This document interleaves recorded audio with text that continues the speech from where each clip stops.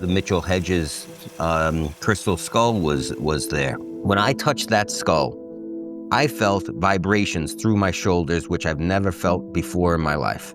She gives a reading while this is happening, and she says, "I have a first. I've never seen this before." And I said, "Well, you got my attention now." And she says to me, "The skull is telling me about your past lives." And I'm like, "Oh yeah, I'm listening." Shadow people is a phenomenon that a lot of people experience. Now, AJ has talked about this in our episodes, where when he was at Big Bear, he had an experience with the Old Hag, and it was a terrifying experience for him. So I have a friend who's a remote viewer, and she's an amateur remote viewer, but she's working with the Monroe Institute, and we did a remote viewing experiment. I just picked a number 1 through 10, wrote it down, and the next day she remote viewed it, and she got the number right. I was amazed. What is she seeing when she's remote viewing? And she is seeing entities. She's seeing people. She's seeing other entities that are not humans. Philip K. Dick, widely known as one of the best authors there ever was, again, he's giving this lecture to college kids. They're thinking they're going to hear, about writing. And what he says is, I did not write these as stories. I experienced them. These are alternate realities that I've seen happen. Again, he said, I did not write any of these things. The Man in the High Castle was an alternate reality that came to me like a download. How's it going, everybody? You are now tuned in to Planetary HQ, the planetary headquarters for all of your celestial broadcasts. And today, we're excited to welcome Gino Gentile. Gino is a producer best known for his work on The Y-Files, a hit TV series that's captivated audiences with its deep dives into mysteries and strange phenomena. While frontman AJ Gentilli steers the spotlight, Gino is the engine behind it, overseeing production, shaping storylines, and ensuring the channel's blend of entertainment and education hits home. Gino Gentile might not be the on-camera voice, but his influence is unmistakable in production quality, content direction, and the show's rise from niche science storytelling to mainstream phenomena. Beyond television, Gino is a major force in the LA comedy scene, having produced and sponsored live events at the world-famous Comedy Store for over 15 years. He's helped bring shows like Joe Rogan and Friends, Kill Tony, The Roast Battle with Jeff Ross, Comedy Chaos, and the Goddamn Comedy Jam to life, supporting both established and up-and-coming comedians. Please join us in welcoming my big brother, Gino Gentile. How's it going, brother? Nice to see you again. Thanks for having me, guys. I really appreciate it. That was a really nice intro there. I certainly can't take the credit for the Y-Files. That is 99% AJ, and I have maybe a 1% influence there. But I'm glad that 1% has leached into the channel and some of our stories. So again, AJ deserves all the credit. I'm lucky to be along for the ride with them. But yeah, thank you guys. Appreciate you guys having me. Of course. It's nice seeing your beautiful face again, man. It was nice running into you at Contact in the Desert. I had a great time there. I went to go see a lot of the speakers, but what actually ended up happening was getting close and actually just rubbing shoulders and staying up late night, talking, exchanging stories, way too late, and then doing it again the next day over and over again. We did it with you, and that was an awesome experience. And I'm forever going to remember that. It's burnt into my memory. So that was really fun to do that with you. I guess the first question I kind of have for you is, what was your favorite moment, and what was your biggest takeaway from Contact? Well, certainly, I feel like there was a few of them there. Number one, really appreciated spending time with you guys late night. That was one of one of the best parts of the weekend for me. I really have been on a journey to figure out uh, the validity of the phenomena that we're here talking about and studying UAPs and UFOs and kind of the fringe side of the world is the best way I'll put it. That night that we wound up staying up late, it was the three of us, Chris Bledsoe and his family, and a few others. And so specifically, talking to Chris and seeing his work online, and first getting to meet him, listening to him talk, and then seeing him do a live demonstration was really very interesting to me. Now, I didn't come out of the live demonstration as a full believer. Hey, this is something I could say 100%. I know is this or that, but I did come out of there with more questions than I did answers.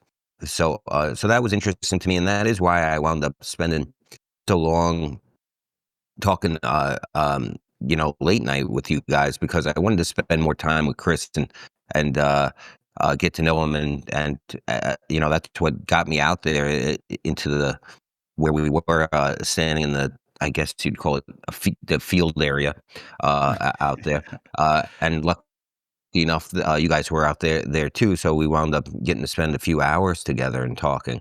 Um, so I would say that was one of my takeaway moments. A few others I'll say is getting to meet and network with the other people who are in our industry. It's like, it's always good catching up with guys like Jeremy Corbell and George Knapp and um, Richard Dolan, Thomas Jane. These are some of my favorite people to spend time with every year. I met them previous to this year, and it's like there's an exciting feeling knowing you're going to go back and reconnect with these people and continue some of the conversations you've been having over the year with each other. So some of those moments were important to me. And then also the Mitchell Hedges Crystal Skull was there, which we of course did a show on.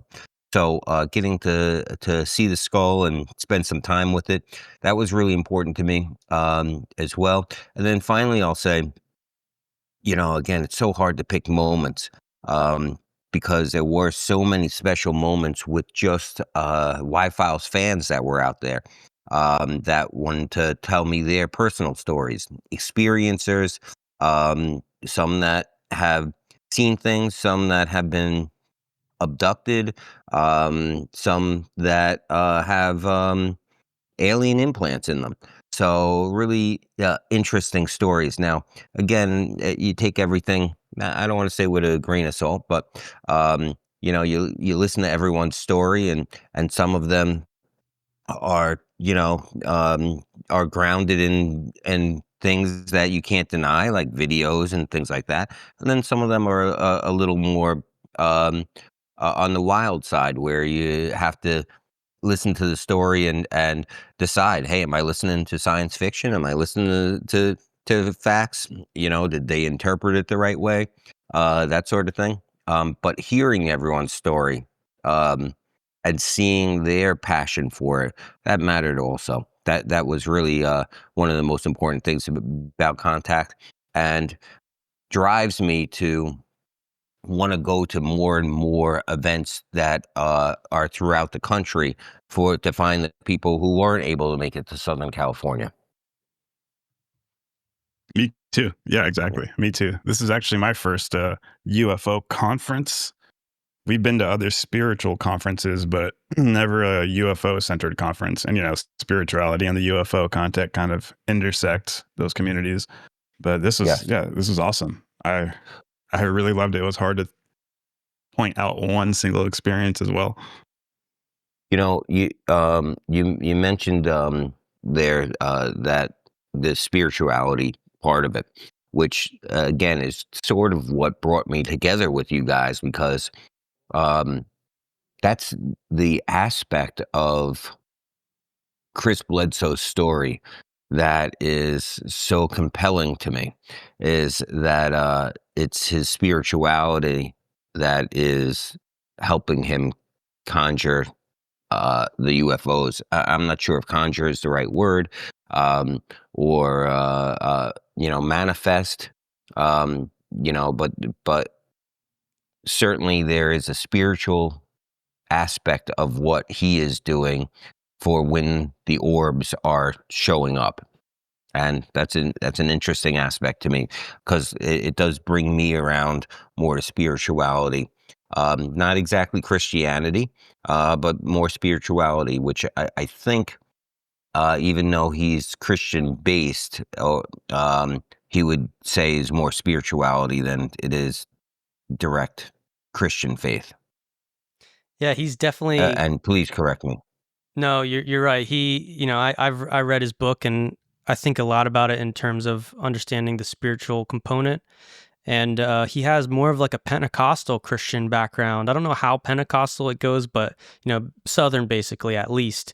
And in his book, he talks about a lot of like pushback. He got like 100% like his church calling him like, you're interacting with demons, the devil be gone, all that Hmm. stuff. And I think he's this experience has obviously pushed him to realize that his version of the truth, the lens through Christianity, it also has to contend with this cosmic perspective of many celestial beings who are a part of the massive creation. And so I think he knows it goes beyond, but I don't think he's not specifically offering tons of answers to how those two worlds intersect and what all the different meanings are. He talks in terms of Christianity, but I'm very interested to see how this unfolds, because I grew up with Christianity, and when I started into the UFO stuff, that really did change my spiritual worldview and caused me to revamp a lot of my own perspectives. So it kind of brings me to a question for you then. Did you grow up with any sort of religion? Is the UFO phenomenon sort of bringing you back to a spirituality? What's that journey been like in your life? You know, our family grew up as as in a Christian household. However, my parents, as they were growing up, they were in Catholic school, and unfortunately, Catholic school in the '60s and was not as uh, there were issues with the Catholic schools. One, my grandmother was divorced early, so they had been telling my mother since very young that my grandmother was going to hell for being divorced. So that's Yeah. a weird thing to tell children, and have children just grow up with, hey, no matter what, your mom's going to hell. So that was one thing that sort of distanced my mom from the Catholic Church early on, but still grew up Christian with Christian values. And then similar to my father, he had an incident with the father of his church where he was at an event, and he left the event, and he was walking home. He wound up with two of his friends. He wound up uh, being pulled over by a police officer as he was walking home, and getting blamed for something he didn't do. Uh, when he said, "Look, we were just at the church with the father," um, the police officer brought them back there. The father said, "Nope, they weren't here." So that was the end for my father too. That a priest lied about where he was and wound up getting him in trouble with his parents. Kid stuff. Nothing really big. But it was enough for him to say, "Look, I don't want to go back to Catholic school church if the pastor's lying, if the father's lying." So that was really the end for both my parents. So we grew up, again, in a Christian household, celebrating the holidays, but never very religious, and didn't go to catechism or Catholic school. So everything we've learned has been on our own. Now AJ is a scholar. He'll read everything. So he's read plenty of the Bible and things like that. myself, it's more about learning from people. That's more of how my mind works. I learn from people's experience more than I do from just reading it out of a book. And I think we could all agree that the Bible, just reading the Bible straight, is so up for interpretation that it's hard to just read the Bible and say this is what it is, you know. I mean, just to kind of go off subject for a second, like there are things that you could see with your own eyes and still not understand and still not be able to interpret the right way, which is again what happened the night that we all met, because I saw Chris do his demonstration, and I seen something with my own eyes that I can't explain. Um, and so I think everything's up for interpretation. Now, we were with other creators, and again, I have a discrepancy with one of the creators that I was with on what we saw. You know, we both saw the exact same thing. I said, "Look, look at that." As soon as it was there, and it was gone. And later on in the night, um, there were more sightings, UAP sightings, that looked more like planes than anything else.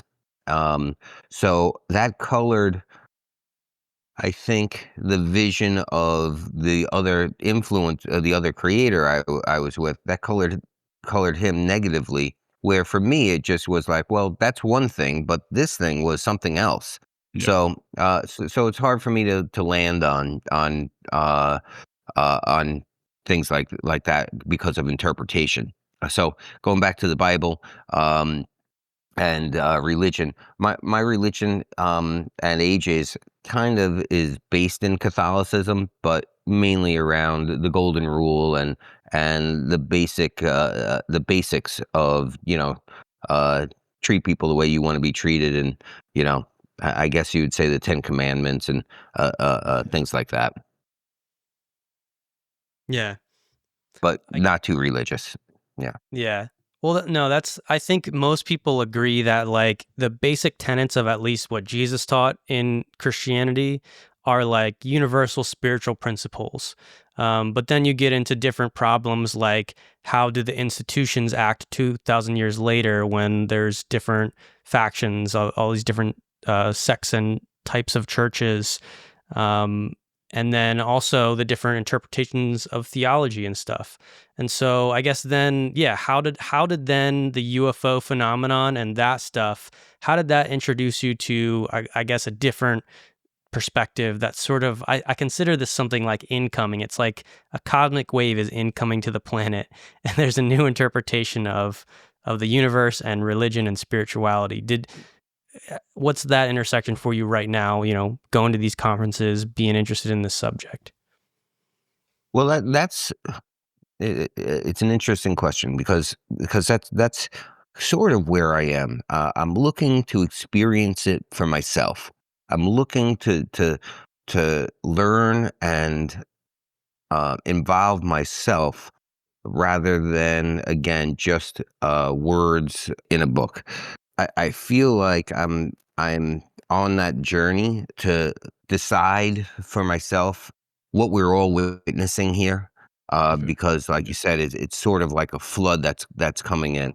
When we're talking about the Bible and things like that, um, uh, those were mainly written after hundreds of years, sometimes after After the they're facts. writing. Yeah. Right. So rather than rely on data that was presented like that, I really rather rely on what I'm experiencing myself. So again, I guess it's on the spiritual journey of experience that I'm looking for right now. That's pretty cool because like I think that aligns a lot with our ethos here on this channel, how we look at the entire universe and the world. It's like we do the Forbidden Scrolls podcast and we try to read as many obscure texts, religious texts as we can. We try to get cross-correlating data points. And we started to notice that most ancient religions, they all have this exact same historical account of beings coming from the stars and telling them, giving them religion, giving them laws, telling them how to build temples. And there's paintings of them, medieval paintings of them. And we're like, okay, this is interesting. These are definitely accounts of interactions with celestial personalities. And then we see the congressional hearing, and we see the Chris Bledsoe case, and how it has these spiritual overtones. And we're starting to realize, oh, maybe these are archaic testimonies of what's being witnessed today. And I like where you're going with it. You're saying, well, if that's the case, and those historical accounts have been altered by man's hands, they start adding rules to it, they start manipulating people, and that's how you get institutionalized religion today. But I like where your mind's going with it. You want to experience it firsthand. And that's exactly where I'm going at it with it too, because I can't go back in time and experience these historical events. I can't go into the Bible, but maybe it's still going on today. And by interacting with people like the Bledsoe family, we can start to actually see this for ourselves. And like, we've even had recent accounts of this, like the apparitions of Our Lady of Fatima, the Guadalupe apparitions all throughout South America. Like, these same things keep happening, and you can call them UFOs, angels. We just know they're beings from up there. I like to call them celestial personalities. And we talk about that a lot on our channel. And I guess, do you have any thoughts about that, the connection between the phenomenon and those religious occurrences in the Bledsoe case? Uh, well, let's go back to the Bible, and we're talking about demons, angels, and demons. Well, what we're really seem to be getting at is some sort of NHI, which is sort of the buzzword in our community lately, non-human intelligence. So, so as we're talking about these entities, or whatever they are, throughout history, if they existed, it certainly would make sense that some of them could be chaotic and some of them could be, benevolent. Now, if you're putting that through the lens of your current perspective of whatever year you're in, you might be calling that angels and demons instead of aliens that have positive intention for the earth, and aliens that have negative intention for the earth. They can both exist. Now, when we're talking about the word demons, again, that's someone that has, I would say, negative intentions towards the earth. Now, one of the things that's talked about often in the lore of UAPs and the negative aliens that are out there, and I guess I'll say, I certainly believe that whatever entities we're dealing with are not one thing. I think we're dealing with a whole spectrum of possibilities. So, Amen, brother. so yeah. So again, to say some are benevolent, some aren't. That's interesting to me.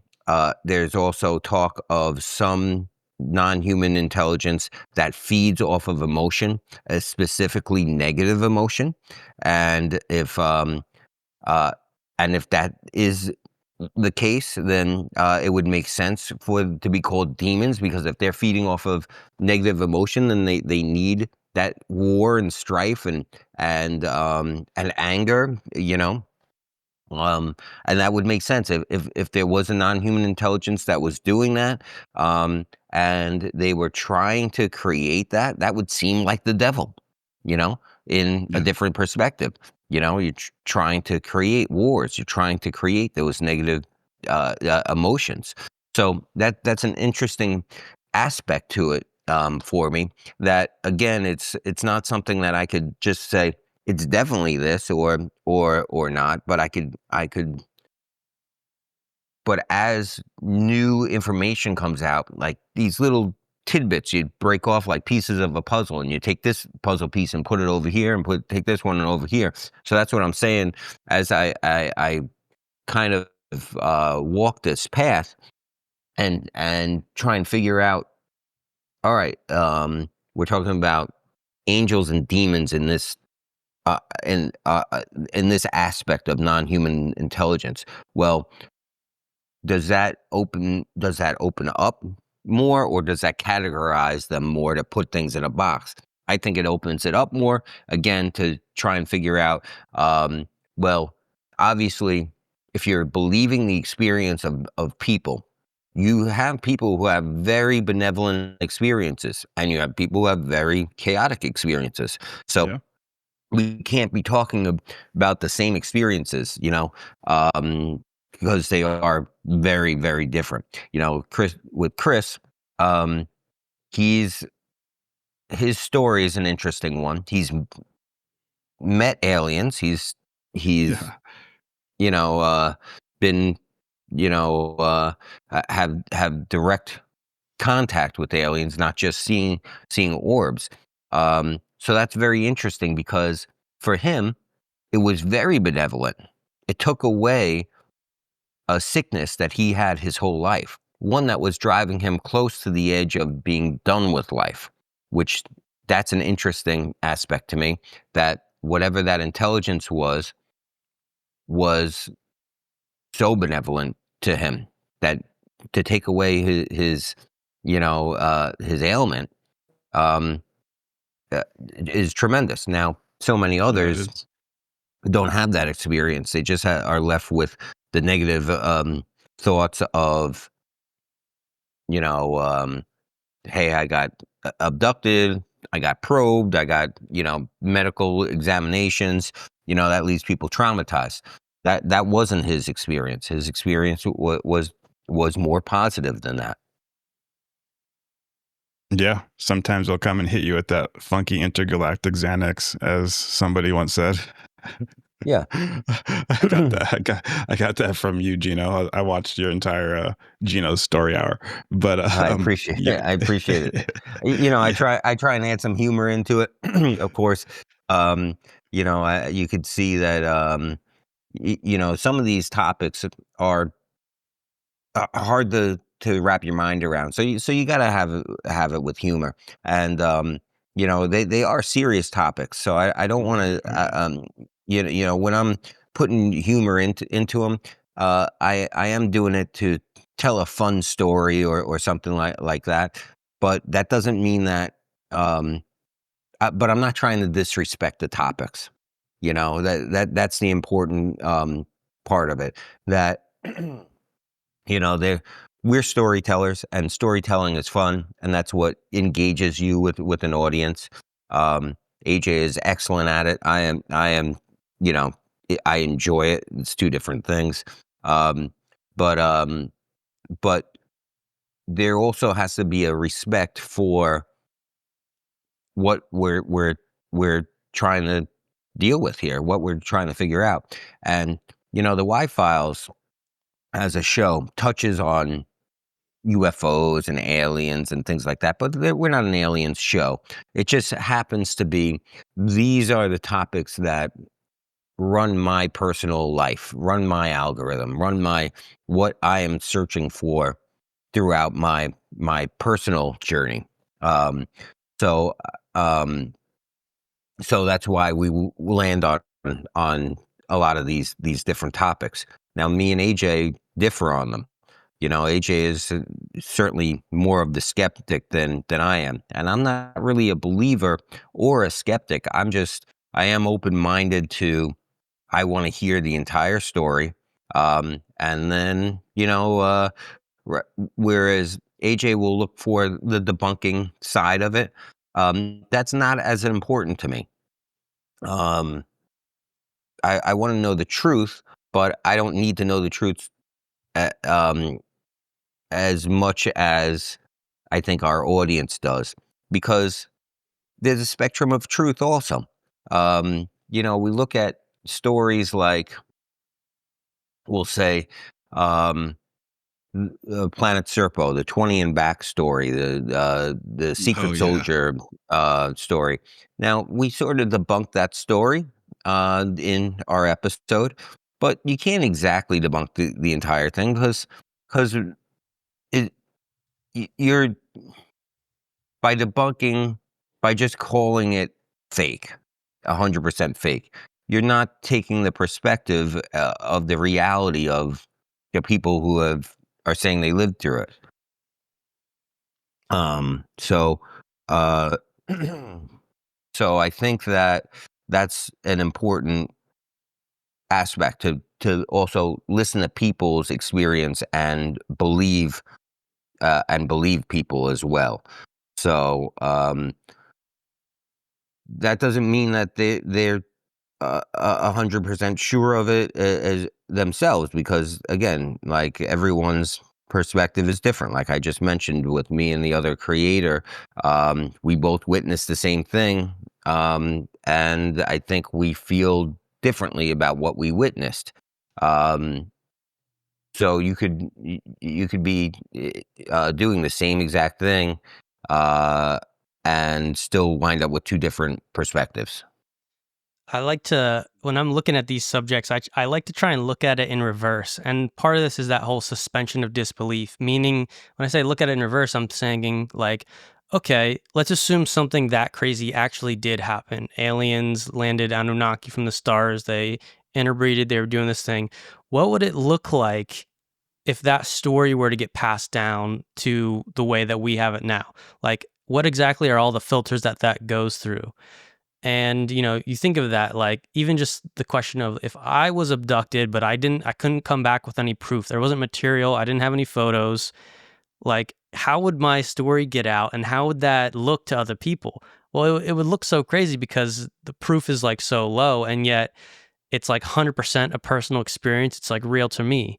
So it's like, what the things that are real, well, it's like whether we observe it ourselves or not, it can be 100% real and totally out there, and you might never think it's a possibility just because it's not in your daily experience. But that doesn't mean it's Sure. not in somebody else's daily experience, or on some other planet that it's not a daily experience there. And so it really is like we all live in our own sort of subjective realities, and then the planet as a whole is a consensus reality.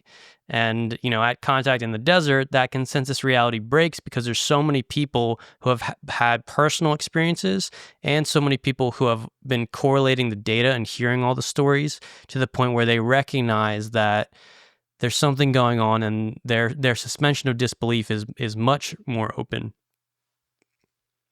Yeah.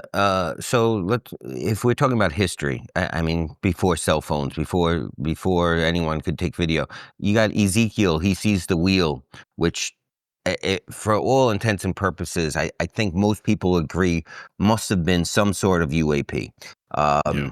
And but what did he see? Now he's one guy who's telling other people, and people have to look at him and decide, do I believe this guy, or is this guy crazy? The guy sounds a little crazy because I don't see any wheels up there. I've never Right. seen one in my whole life. I mean, but most people, even if you believe like what we do, you might never have an experience. Now, I'm fortunate enough to have 3 experiences, but all 3 of those experiences aren't enough for me. They're just not enough data to sort through to really figure anything out. Um, so again, before you have any way to prove to people, the only proof you have is your story.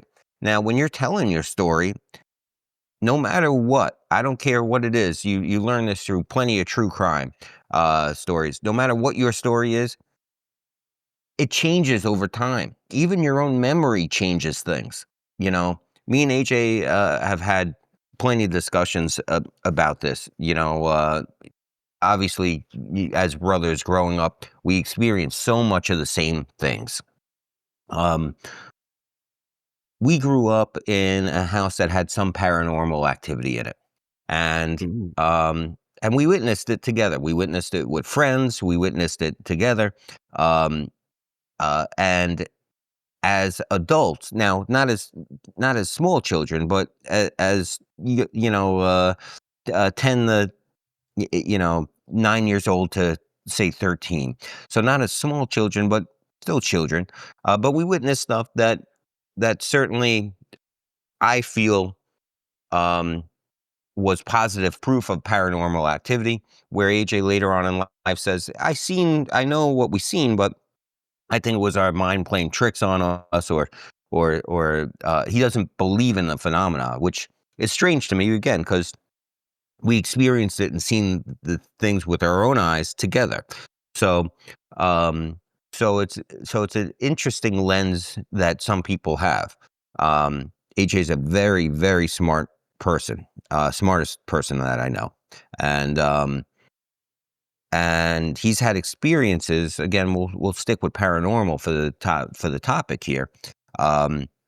We did one of our top episodes, top performing episodes was on shadow people. Now, shadow people is a phenomenon that a lot of people experience. Now, what are shadow people? Are they non-human intelligence? A lot of people are experiencing the same exact thing. The Hat Man, the Old Hag. They see these shadow people, and again, it's a collective experience that people have, not usually together, but a lot of people have had the same exact experiences. Now, AJ has talked about this in our episodes, in two different episodes, the Midnight Man episode and the shadow people episode, where when he was at Big Bear in California, he had an experience with the Old Hag, and it was a terrifying experience for him. It was the most terrifying experience he had in his life, and just like all the other experiencers, he had a very negative interaction with the Old Hag, where he was paralyzed, and he gets into it more in the episodes. Please check out the Y-Files episodes on Midnight Man and on Shadow People if you want to hear the whole story. But to this day, Link even will though be in he the description.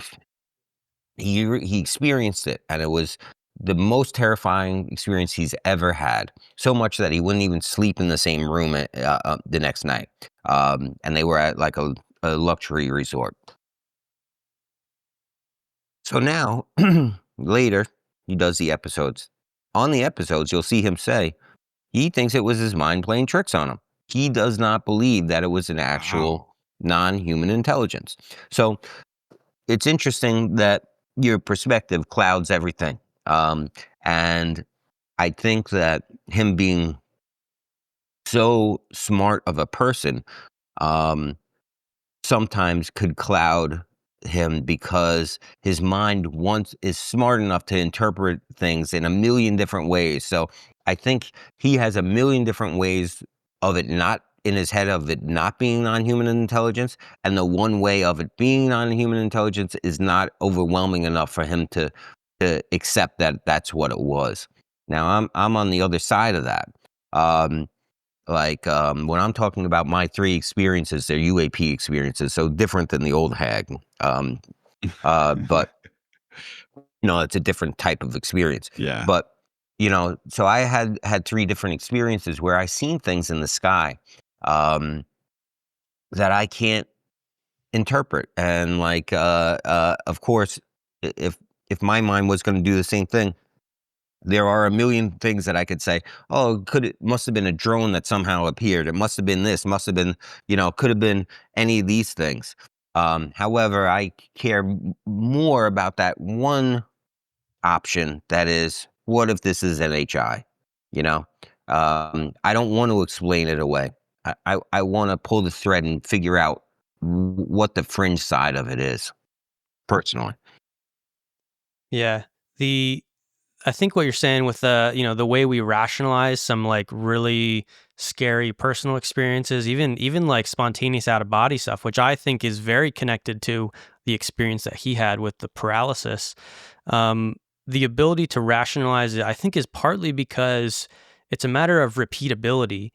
Our rational mind, even if an experience feels very real, like once it goes away and if it doesn't happen again, it's not like a constant thing in our life. It's like all of our vision of reality is based off of like what's repeatable, like what's something consistent that I can see the same way every time. I look at it today and it's still there tomorrow when I wake up. It's that consistency. And so I think when it comes like the sleep paralysis thing, in my worldview, when you go out of body, when I'm doing exercises like that, like That's the realm where those beings kind of exist. And to me, it is a real realm. It's just not measurable right now in our science. We don't think of consciousness like that yet, but we're slowly starting to. We're recognizing, near-death experiences, consciousness surviving. So there is a whole nother, I guess, level of energy and consciousness that exists sort of separately from the material spectrum. And so right now in modern day, people get these experiences. It's still you could say in their mind, everything's in our mind, but they're still getting real data from the universe, actual events, actual beings. We just can't measure it yet. But I think, in terms of like the people that go like out of body and they're like actually seeing the shadow people do the things, and they talk to other beings who like are obviously intelligent, having conversations, then once they repeat that enough, they're like, oh, yeah, these are real beings. I'm not like just making them up. And they also do experiment. We just talked about with Chris Ramsey. He talked about his out of body experiences, how some of it verified to the real world, how his friend actually saw a piece of paper with numbers on it and then was able to verify that with the person that that's what the numbers were. And it's like once those experiments happen, you realize, oh, this is connected to the real world. And our potential to perceive reality does go far beyond the five senses. It's just sort of hidden somehow. But I guess that's what people say they can access with different practices, whether it's the Eastern yoga or the South American shamans and stuff. So yeah, who knows what happens with the psionics and repeatability. So psionics are really interesting to me as well. Repeatability, like you said, certainly would make things a lot easier to swallow and a lot easier to accept. But I'm the type of, so as I'm going down this journey, I have not been able to do any remote viewing. I have not been able to do lucid dreaming, maybe by mistake years ago, but never in practice. Although I do try binaural beats and, different techniques from the Monroe Institute. I'm interested in it, but I've never been able to do that myself. Now, but I believe in people's experiences. I don't think that most people are lying to me. So I have a friend who's a remote viewer, and she's an amateur remote viewer, but she's working with the Monroe Institute, and she's also a great podcaster. Her name is Daniela Screama. She does a podcast called The Broads Next Door. Everyone should check that out. That should be in the top of all podcasts. It's so good. So when me and her first started connecting, one of the things that she said was let's do an experiment. And we did a remote viewing experiment. Now, it was a very simple one. I just picked a number 1 through 10, wrote it down, and the next day she remote viewed it, and she got the number right.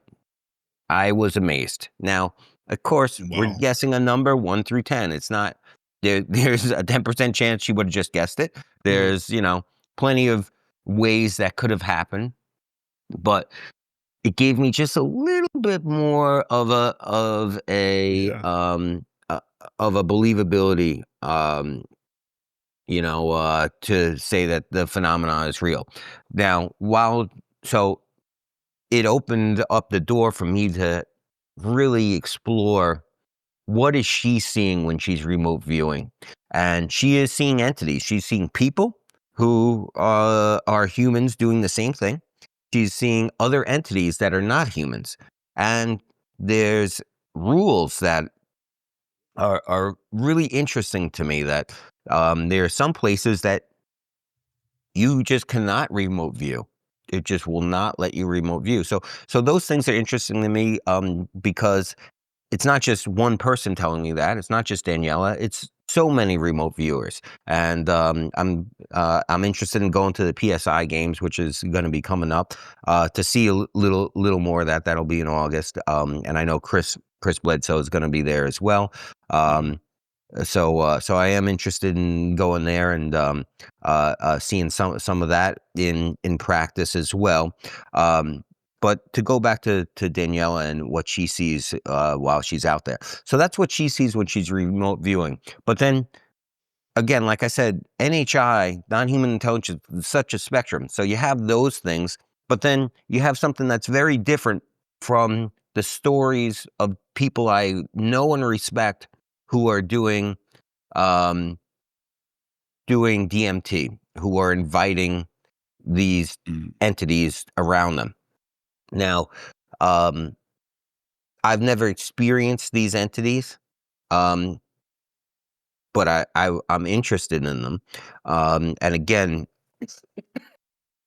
since it's a it's a collective experience from different people that I really respect, I know it must not be a lie. I know they must be experiencing these machine elves, is what they're usually described as. And so that's another entity that exists right here on top of this world, whether that's a different dimension. It's hard to define, in my head what a dimension is versus because physicality winds up just being part of the human experience. So it's hard to think of things outside of physicality. So to imagine that, you have these machine elves that are seen during DMT experiences. You have these, whatever the entities are, chaotic and benevolent during remote viewing. These are different things that aren't here physically. But then you have the other aspect of, well, I'm seeing UAPs. That's a physical thing. Some people are experiencing beings, a lot of people are in almost like a dream state when they're being abducted or anything like that. So are those physical beings or not? Maybe they are, maybe they're not. But there are stories of, people interacting, there is, the famous story of the guy, and I forgot his name offhand, who has his dog vaporized by an alien. So he gets so angry, he grabs a tree branch and smacks him, knocks out the alien, brings him home, and puts him in his freezer. Now, is that a true story? Maybe, may not be. It's a great story. It was on Art Bell. Yeah, it's a great story. So is it true or not? I don't know. But if that's true, then we are, again, dealing with something physical, because he dragged it back to his house. We all know the stories of the Roswell crash, and were there pilots? Was there a pilot during the Roswell crash that was kept at S4 at Area 51 that they had interviews with? Well, if that's true, well, that was a physical being, So again, we're dealing with the spectrum of things, of physical beings, non-physical beings, interdimensional beings, and I think it's such a broad spectrum that it's hard to come to the conclusion scientifically of what any of these things are, because it's so hard, like Tyler said, it's hard to duplicate it. And if it's not duplicatable, then how do you really do any kind of studying on it? You can't study the machine elves, because sometimes you don't see them. Sometimes you're stuck in what's called the waiting room. When you are seeing them, most people are not seeing just one called Sam, where they always see Sam, and they're able to do an experiment with this entity. Now, again, if you believe people's perspectives, there are different stories of people who do have repeatable experiences, like with the Lacerda files, where they a writer, a journalist, was actually speaking to a physical, alien, supposedly, a lizard person. Lizard people. Yeah. Yeah, that's wild. We think exactly the same. You're stimulating a lot of thoughts. There it is right there. The man, the myth, the hecklefish. The man, the think fish, exactly the same. There's a multitude of these beings up there. It's, for lack of better words, we kind of try to classify them as like, physical ET races, then like the more ultra-dimensional, interdimensional, the hierarchies, some would call them angelic. And then there's also layers in between. But this does remind me of, the Bledsoe case, how he did kind of, or not the Bledsoe case, but when we went out and did the Skywatch with him, when we all went during contact, and he had that, he said, I think the day before, he got a message saying that tomorrow you're going to see an orange orb at 9:45 p.m. And that's actually what appeared at 9:47. We might have seen it a couple minutes later, but it was right on the money, an orange orb flying across my screen, flying across the sky. And I was like, oh my gosh. And that made my hair stand up. So what you're talking about there is the incident that I'm kind of, that I was talking about as well. Now that night, I felt at 9:15-ish, that I seen something, and I seen something that I pointed out, and the crowd also, there was a few hundred people there. The crowd also oohed and ahed at, but it was quickly there and gone. And then this 9:45 prediction was sort of what everyone was waiting for, and then something did appear. And I got to say, for me, I felt that what we were looking at was a plane at 9:47. So because of that, it's so hard to decide. So like I watched, again, the creator I was there with. We were standing next to each other. We both witnessed that same thing at 9:15. Both witnessed what we saw at 9:45. He is definitely not willing to say that was anything but a plane. For me, I do feel like the 9:47 sighting could have been a plane. There's been some follow-up on whether or not it was a plane or not, with, I forgot I think who. Mick Might have been West. Mick West. Yeah. Actually, Mick West, I think I know who you're talking about, because I listened to this podcast episode and he talked about his experience, and he was like, I was with Gino. So I don't know. We could shout him out. We all met him, but it's up to you. It's Patrick from Vetted. Yeah. So, He's got an episode out on it, so again, we'll link that, and so you guys can listen to his experience. and the Shout out episode to Patrick. was a great one, because it does show our different perspectives. And if you read the comments, you see a lot of people thanking him for debunking it or whatever. But the thing is, he didn't talk enough in that episode about what we saw at 9:15, because at 9:15, both of us agreed we do not know what we saw. We saw a light that came down in the middle of the sky that lit up and moved around very quickly. Uh, and for me, I remember it going in a curve, on a curve. He didn't. Patrick doesn't exactly remember how it moved. He just remembered that it moved quick and then was gone. Like, it was less than 4 to 5 seconds what we saw and what everyone saw there.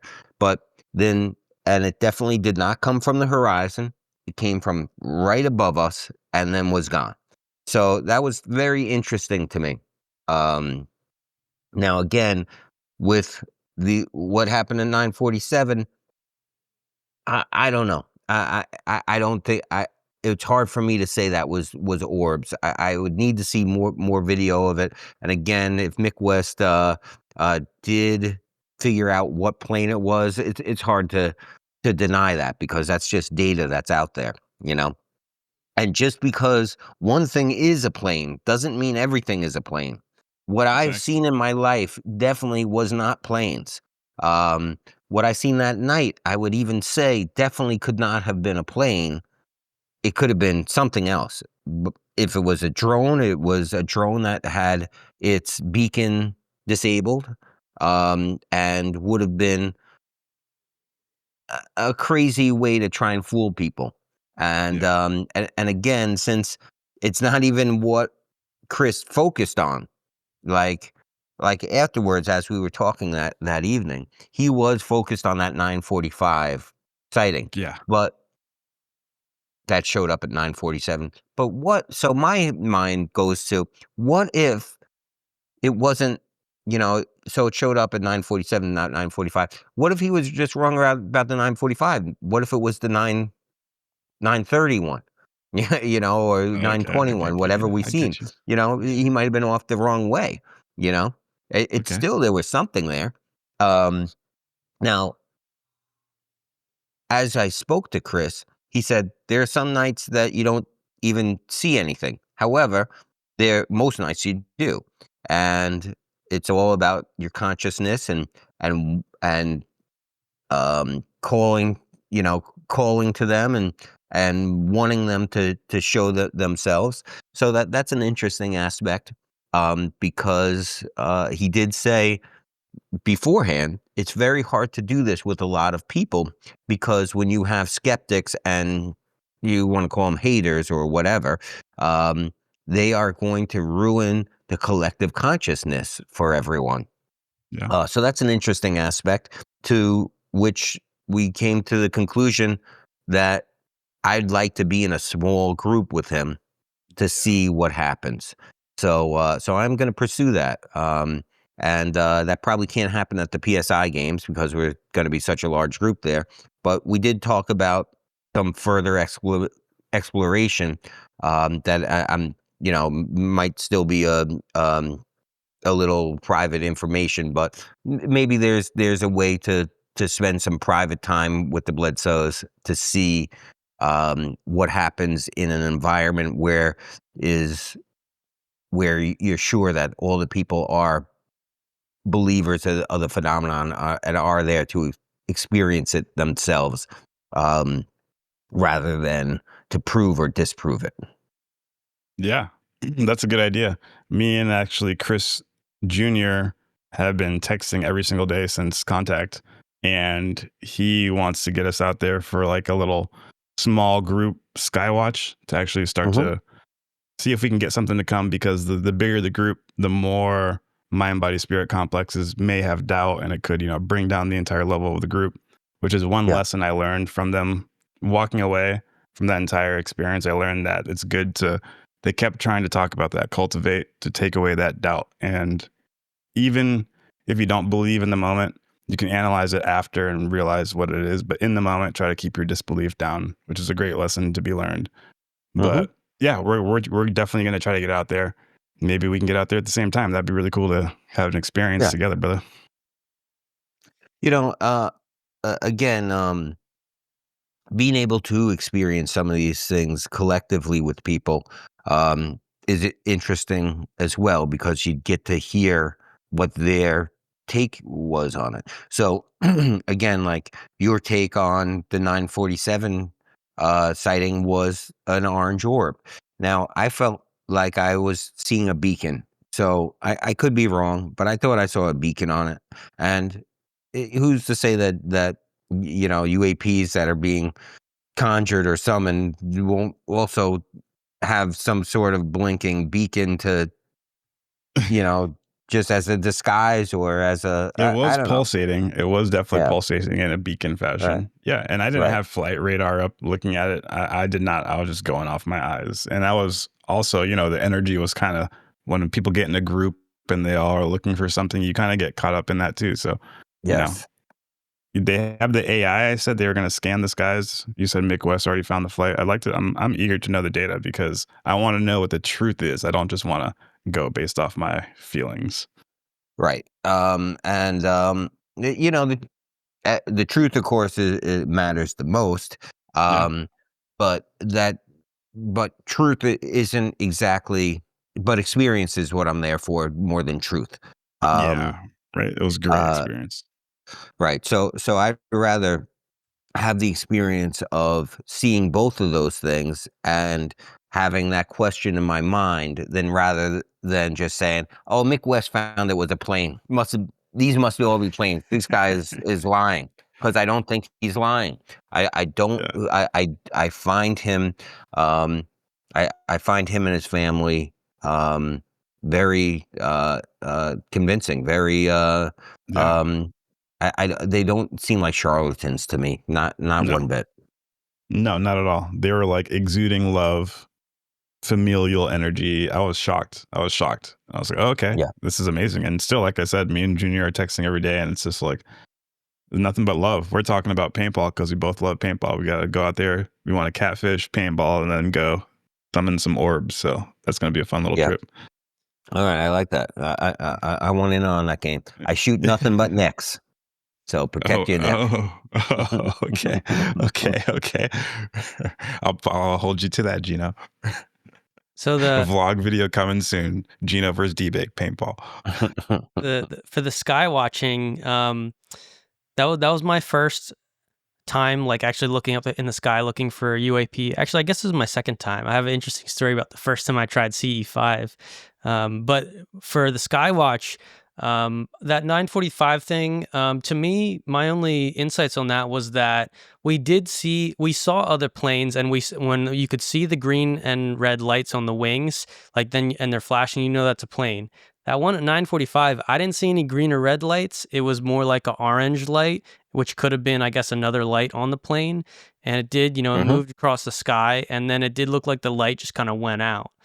Now that one wasn't even the most convincing to me. It was interesting. No, I actually think there's a different one I saw. Yeah, well, I'm gonna mention that next. But even think of it like this, like, okay, Chris, his prediction was that there would be a triangular object at 945. Maybe he remote viewed. He did say triangular. That was specifically something he said. Maybe he remote viewed a plane. Planes are triangular. maybe he remote viewed that we would see the plane from a weird angle and it would look like an orb. That's another possibility. It doesn't, he may have assumed it would have been an orb, but maybe it was just a plane that he also remote viewed. Or, the skeptic would say, oh, he looked and saw a plane at 945 on the flight. I don't think that's the case either, because he does these skywatches all the time and these lights show up. And, from everything from my personal interactions, he seems like a very honest person. Now, the one that actually did catch my attention was, it looked like two orbs, and they flew fast in tandem, and they went across the sky. I would say it was between like less than 3 seconds. And there was something in between the orbs as well that I thought I saw, but it was too fast that I couldn't catch it. And a lot of people saw this. There was a big ooh when it happened. Now, James Fox, when we talked to him, when got a reel, I'm pretty sure he said he saw something with like a two orbs, but he saw it do like a turn and then go the other way. I didn't see that part. I don't know if it was the same at the same time or not, but that one was convincing to me. The one that personally affected me. Was that after the 945 one? I think that was after. That's a good right? question. I think it was after, but I don't know. And I wasn't like, I didn't have my phone out recording because I wanted to focus on observation and experience. Because I actually think phones are a barrier. I think it builds a different intention for the group. Like, if you're there to film on your phone, then it means that your headspace is you want to show the millions of other people on the world on social media what's there. But the whole point of the group intention is that we are creating a bubble in time and space, and we are putting our voices up to say we are ready to experience something, we are peaceful, we are curious. That experience is not for all the people that's not there. So when you have your phone out, I think it alters how much they're going to show up. That being said, Chris did say, in his book that at some point the lady was like, look, I'm going to let you do this for other people, and then we're going to show up in these orbs. So that seems to be part of the purpose of the group as a whole as well. Now, what got me was that after the end of the session, everyone was kind of milling about. A lot of people were walking back to their hotel room, and crowd decreased probably by like 50%. And I was thinking in my head, I'm like, okay, what's the Marvel post-credit scene? I'm waiting for it because I know, like, as the group tones down, but there's still people here looking up at the sky, I feel like we might see something else.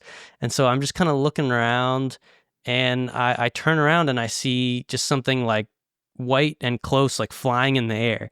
And I don't know if you were still there, Gino, at the time, but I was like, I just yelled out with surprise, like, "Yo, what is that?" And it after a couple seconds of looking at it, it did look like a bird, like a white bird flying. The lighting looked a little bit strange. Other people noticed, like, that's weird.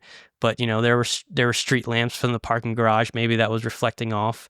But I can tell you that there was something in my reaction when I saw it that I'm not saying the bird wasn't human, but my reaction was like it was a pure sense of surprise that I never experienced. I'm not reactive at all. I'm never like looking and shouting at something that happens in daily life. And maybe it was just the headspace I was in because I'm looking for UFOs, kind of chilled out. We're doing a group intention meditation. But lo and behold, they did.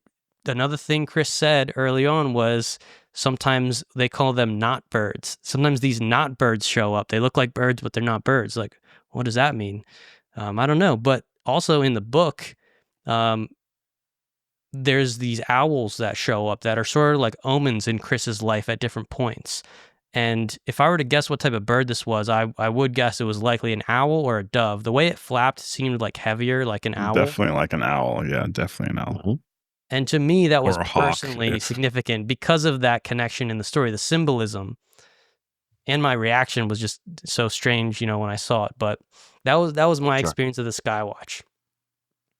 Nobody Well, saw so- that flash of light.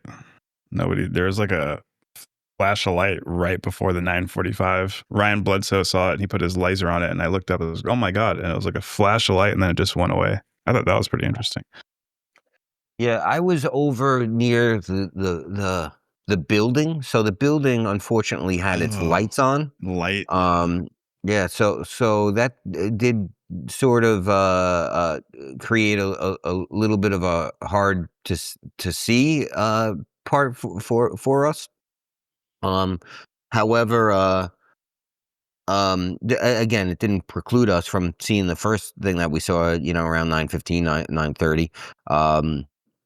But I think that's one of the things also that I would like to do a Skywatch with no ground lighting at all, and also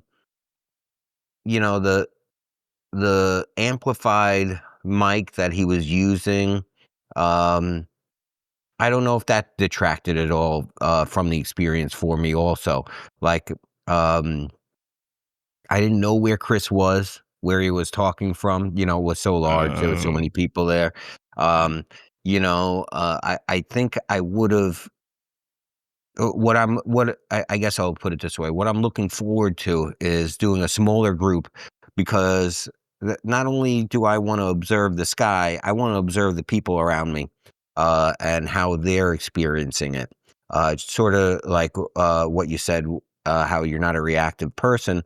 I'd like to see what everyone's personal experience is as it's happening as well. To see if it is different between people. Again, I'm still on the fence of what we saw at the 9:47. I know, I seen what everyone else saw. I just did feel like, it was very, very straight flying, and the reason it disappeared is because there was cloud cover, and again, I did feel like it was pulsating. So I don't know if that pulsing was a beacon or not. I'm not gonna say either way. Um, but I meandered through this. My point is, I'd like to witness how other people are taking it in at the time. Yeah. Let's make it happen. Let's make another one happen, baby. Yeah. Shout out to the Bledsoe family. I do think that they are going to continue to do these Skywatches. I know that their intention is to get the word out any way possible. He's not really seeking financial, gain from it, besides maybe his book, which is probably just paying bills. It is probably not making him a wealthy person. So So I don't feel like a heavy financial gain, from them. Like, again, this is why they're doing it, for this financial gain. I don't feel that from them. Authentic. Seriously, I got I got an exact same read from their energy as well. Authentic. They're not selling snake oil. They're not grifters. It's the real deal, baby. The real deal, Holyfield. That was fun. And even the whole specific, like 9:45, you just got to sift through all the different experiences of the night. And because we both walked away saying like, oh wow, that was definitely something, whether it was 9:15, 9:30, 9:45, all those different, and even late at like 2 or 3 in the morning. Remember I looked up and we saw like a line of 5 or 6 things flying. That was interesting.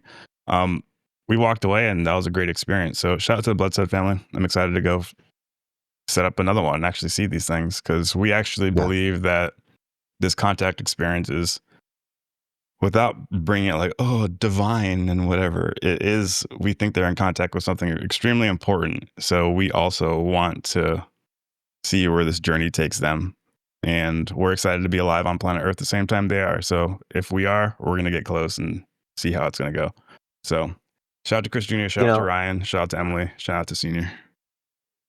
Yeah, and you mentioned divinity there, which again I think is just up for interpretation throughout the millennia of what people feel like divinity is. It just might be something that we have not exactly defined the right way yet. And because again, if these entities if these entities are real and people interact with them, their mind, previous to, say, I don't know, this, this last 100 years, probably comes colored by religion. So again, it's just going to be angels and demons. And so if there is a part of divinity in it, it probably isn't exactly what religion teaches. It's probably something that touches on that, but is a lot more multifaceted than the box of angel and demon. Yeah, it's a good way to put it. This has pertaining to like planetary development and celestial reality, and you can't put it in the institutionalized religious box and call it just angels and demons, this or that. But it still could be something extremely important. So that's why we're interested in it. Yeah, because to think of something like I don't know the time frame of history, but Gino, why Files? Yes, you do. In Australia, there was a point where I believe there was they didn't have any of some animal. I forgot what it was, if it was snakes or something The like rats and that. the cats thing. Well, they imported like they had an overwhelming amount of rats or something like that, and they imported either, I don't think it was cats. I thought it was snakes. I could be wrong. Okay, could have been. But they imported some animal that wound up being a more invasive species than what they were trying to get rid of. Yeah. Again, I'm trying to remember what it was offhand, but I can't. Neither.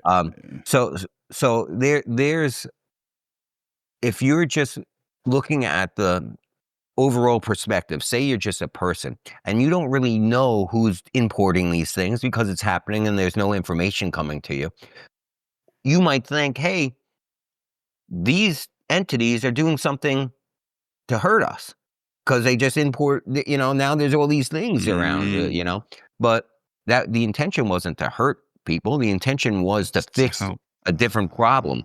So again, you're looking at perspective on what's, when we're talking about divinity and if they're again angels and demons, well, you might consider something a demon because of the outcome of what they've done, but they might not be a demon like the devil doing it just to muck things up, just because it's fun to do. They might have a different intention that just seems negative to people. Like if someone tells me that they were abducted and probed and they're traumatized from it, that is going to be negative. That's not going to be positive. But why was that happening? Maybe the reason it happened was not to be negative towards that person, but for overall positivity for something else, to, I mean, wouldn't it be great if somehow, cancer was cured because of some alien interaction? Yeah. Well, maybe they needed hundreds of years of learning about it through anal probing, which is terrible. The Gray's Land, and they're like, after 100 years of abductions, we have finally solved your cancer. Everything that we did was for your own good. Prostate cancer solved. I need your attention, everybody. This just in. The New Jersey drones are now over New York, LA, and every major capital on the face of planet Earth. They keep repeating a message over the 6 gigahertz frequency band, and it keeps saying, Planetary HQ has cosmic garments for your physical mechanism. In other words, we got that drip.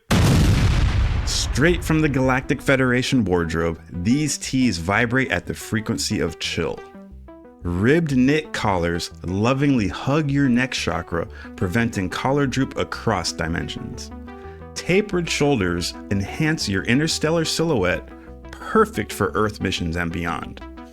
Dual side seams stabilize your style, ensuring your energy stays aligned even when encountering planetary turbulence.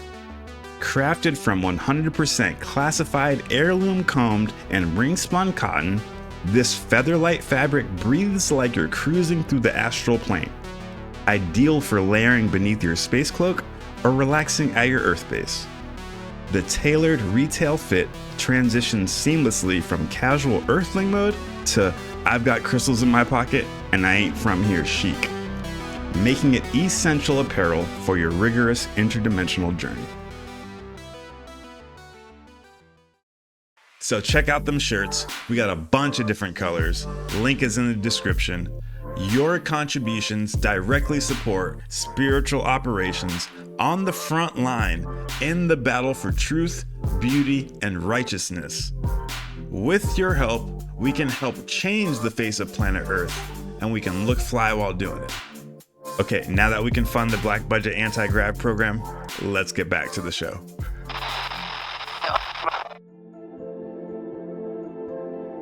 When we get little bits of the stories like, all right, we have downed UAPs and we're reversing technology and things like that. Well, maybe there's something to that reversing that technology, maybe we're not curing cancer, but we are reversing technology that, and I'm not saying we are, I'm saying that's a possibility, that when we're reversing technology, we are advancing humans, but the human species, but it might have come from an entity that you considered a demon or chaotic or negative towards humans, but you're still reversing that technology trying to advance humans. So the negative flows, it's an ebb and flow and goes into a more positive way once we're talking about how does it benefit humanity. And there are so many things that have come out from the space program and DARPA and Lockheed and that have helped humans. Now, even though a lot of people in the conspiracy world or whatever consider DARPA and Lockheed and Skunk Works just evil entities, I think, again, it's somewhere in the middle. I think the intention is positive and sometimes negative things happen, or the intention is positive and sometimes negative, chaotic things need to happen in order to get to their goal. Doesn't mean it should exactly be acceptable, but I think that's what happens. I mean, so that's a wise way to look at it. Like when you're looking at Boston, what is it? Boston Dynamics making the Android robots. Yeah. You look at those, it's like the dogs, the robot dogs, things like that. And it's, in my mind, it goes two ways. You're either looking at, wow, look at this amazing thing that's going to be able to go in and help places where humans can't go in, and maybe bombs and bomb sniffing things. And, however, then you see something like Black Mirror, which shows the negative side of it, from a sci-fi perspective, where these dogs are hunting humans. And if AI takes over, well, if AI controls these type of androids and these robot dogs and android humans, Oh, no, well, that's we a don't scary have a thought. choice. We don't have a chance. Yeah, of course it's a scary thought. I've seen that episode. So, yeah, and so I do. Have a general concern about that, but also on the other side of that, I care about advancing humanity, so I don't want it to exactly stop. I'm afraid of AI, but I don't want to. I don't want to stop its progress. I want to monitor it and be as aware as possible on how to work with it. But um, but for me, I don't want to stop it, because I do feel that, and this is a hot take, I know, but is that I do not feel that we created artificial intelligence. I feel like we tapped into it, and on a quantum level, it already existed, sort of in a similar way to, you could imagine, we did not create Wi-Fi. We figured out how to harness it. We figured out how to use frequencies that existed already, that are floating around the air. So, This is a hot so take. so again, on artificial intelligence, I feel like we are not creating it. I feel like it existed and we're figuring out how to harness it. It's like those drawings when you were kids. It's like connect the dots. It like kind of teaches you about how shapes and how to draw frames. It's like we don't know it, but we're connecting the dots of things that already exist in the universe, which allows them to manifest on our planet. The way I see AI, there was a book by Whitley Strieber called The Key, which actually convinced me that AI will become conscious to an actual some degree of self-awareness, not a fake self-awareness. Is that what I think that we're building the body. We're building a body, and that self-awareness and consciousness in the universe, just like it interacts with the other animals on this planet to varying degrees of mental consciousness and complexity, it will start, that same universal consciousness will begin to interact with the body that we create. And right now, it looks like these binary computational bunch of servers, like figuring out how to give more memory to the AI. But soon, the computers are going to get more complex. And if the body is complex enough, I think consciousness will enter and it will express itself through that medium. And who knows what happens, what if they start using computers that are actually grown on brain cell computers? Well, that's like a little human in a little petri dish, ain't it? Like, what then now? Now consciousness, now people are like, oh yeah, I guess there's even more ethical questions. What if there's an animal consciousness in that little brain cell that we grew, that we have electrodes coming out of? And then, of course, quantum computers. Who knows? I'm not going to speculate, because there's I don't know enough about that, but that the universe itself is computing more on the quantum scale. So a quantum computer is going to have much more bandwidth, probably closer to how we interact with reality. So if we give a computer quantum computation on that level, and we give it like senses and electronics to sense reality, just like we have five senses, it's going to start pulling in data, and some sort of primitive consciousness, I think, will be imprinted upon that system. Yeah, I'm in It's trippy. agreement. Yeah, I'm in agreement with you. Since I've been a child, when computers first entered into our lives, I'm a good amount older than you guys, so computers were just really coming, into their own in the early '80s. So since then, I've always felt like throughout my lifetime, there's going to be a point where humans are going to get a chance to decide, do they upload their consciousness and live forever? And that really is probably what I consider my biggest personal dilemma, is that I don't know if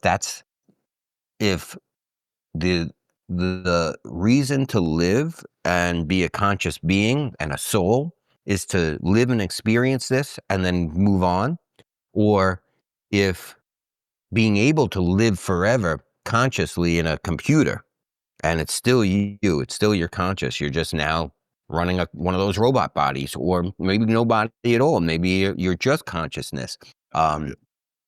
Right. So I don't know if that that also sounds like a prison.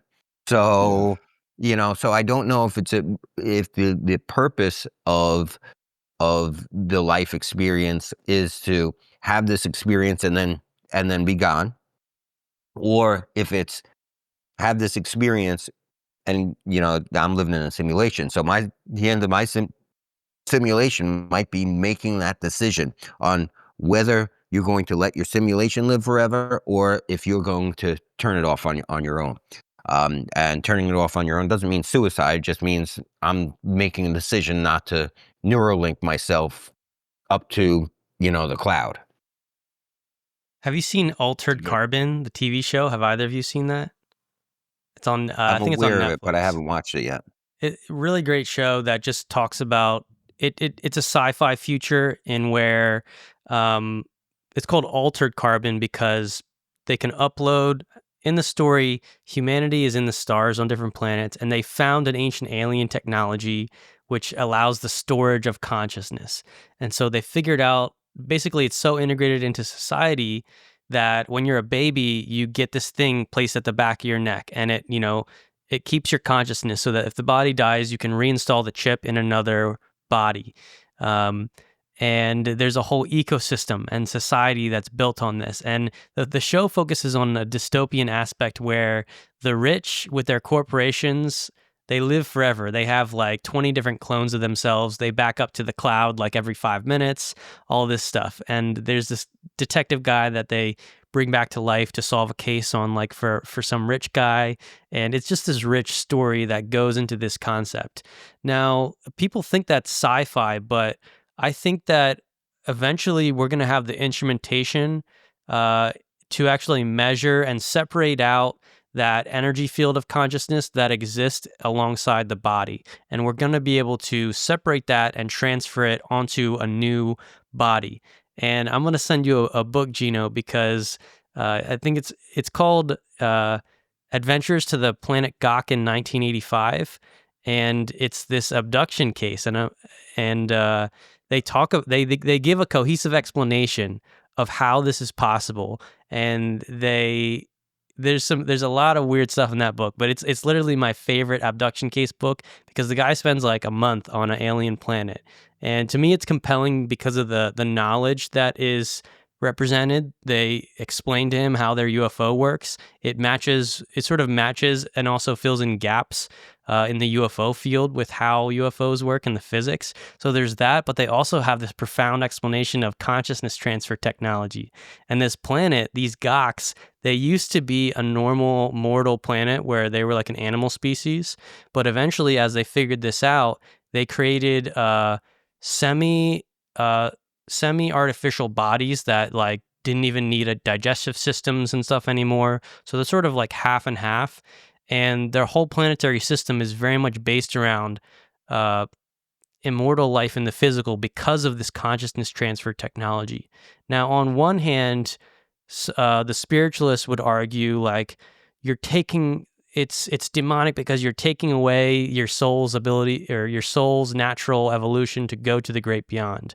But from my perspective, I'm like, this is neither good nor bad. This is just like another opportunity to continue experiencing life in the physical.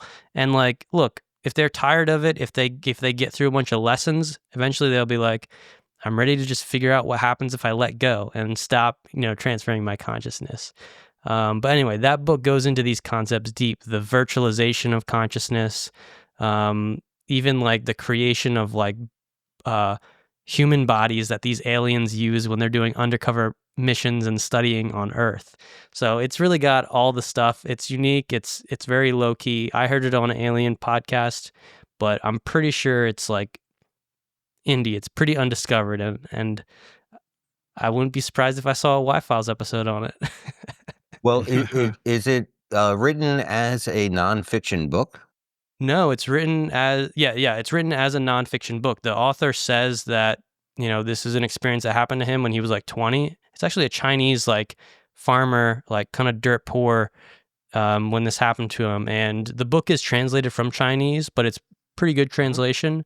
I don't know. I get if I knew how to search Google in Chinese, I'd be able to probably find more of his content online, because he says in the book that he's been posting this story on forums for a long time. And he even said the Chinese government has come to him and be like, stop talking about this, because they're very active on the social dynamics, I guess, in China of every individual. And I think he said that, like, despite them trying to have him not talk about this, he's continued to do it. And, he's wrote this book about his experience, and it's very interesting. Well, one of the things that you mentioned there has come up a lot in the Y-Files, and is something that me and AJ have talked about pretty extensively. And that's Philip K. Dick, widely known as one of the best authors there ever was. Wrote Blade Runner, Man in the High Castle, million shows everyone has loved. But what he said in, I think it was 1987, he did a lecture where people thought they were coming to a lecture just from their favorite author, their favorite sci-fi author. And what he got into during that lecture, way before anyone else was talking about it, was simulation theory and many worlds theory. And he said, again, he's giving this lecture to college kids. They're thinking they're going to hear about writing. And what he says is, I did not write these as stories. I experienced them.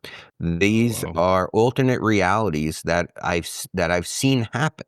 And he even has had proof for himself. He said, in this alternate reality I lived, I was shown that this woman was going to show up, and sure enough, she showed up, and they both lived these alternate realities and were able to share them with each other, where they overlapped. So it's worth finding that. I wish I had it just handy to send to you guys. But Philip K. Dick did talk about many worlds theory and simulation way before anybody else. And again, he said, I did not write any of these things. The Man in the High Castle was an alternate reality that came to me like a download. Again, that he lived through consciously, not that he just took a pen and started making it up. Yeah, that's the alternative timeline if the Nazis have won World War II, right? That's it. Yes. Yeah, that's interesting. I've always wanted to dive deep into Philip K. Dick. Yeah, all his stuff. I mean, I think he's probably you got to consider him one of the most prolific of all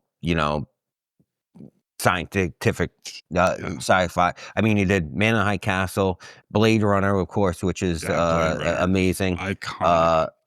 Minority Report, which is really interesting, because that could happen. It's a lot of consciousness stuff too, which is like, right.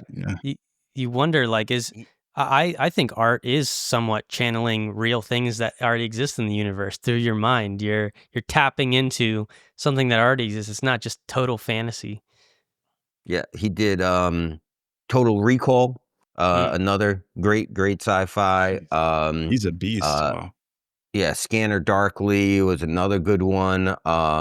Scanners was a really early one that he did, which was really good.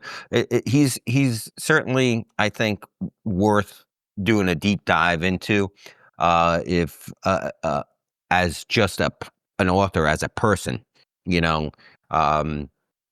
because again, he did do so many things, which leads me to one of the episodes that I have proposed for us, is that so many geniuses have said something so similar to what Philip K. Dick said.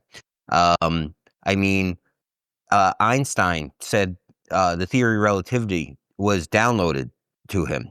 I'm using the Yes. word downloaded, Yes. and they use different words throughout history, but Yeah. not that he developed it, but that it came to him Yeah. it just came to him. Um, when Google was created, it came to him in a dream when the creator of Google came up with the concept of it. So throughout history, we've had things downloaded that is like tapping into a different part of consciousness. And what part of that consciousness is tapping into some collective consciousness? I'm not saying it's the Akashic records or anything like that, but it's a similar concept that, hey, there's this global information that's out there that only some people are accessing. Descartes said that Ooh. he came up with I think therefore I am, but he said I, Yes. he said that I didn't come up with that. It was sent to me. It, and that's a interesting way to put it. And when you don't have exact words on how to explain it was sent to me, because there was no such thing as downloading in Descartes' time, even in Einstein's time, and also, again, this is what Tesla said. Tesla said he did not come up with Yes. any of his concepts. They were sent to him. So it's an interesting story, and I don't exactly have a full like Y-Files episode ready for it yet. I just know that's the concept of the downloading of information.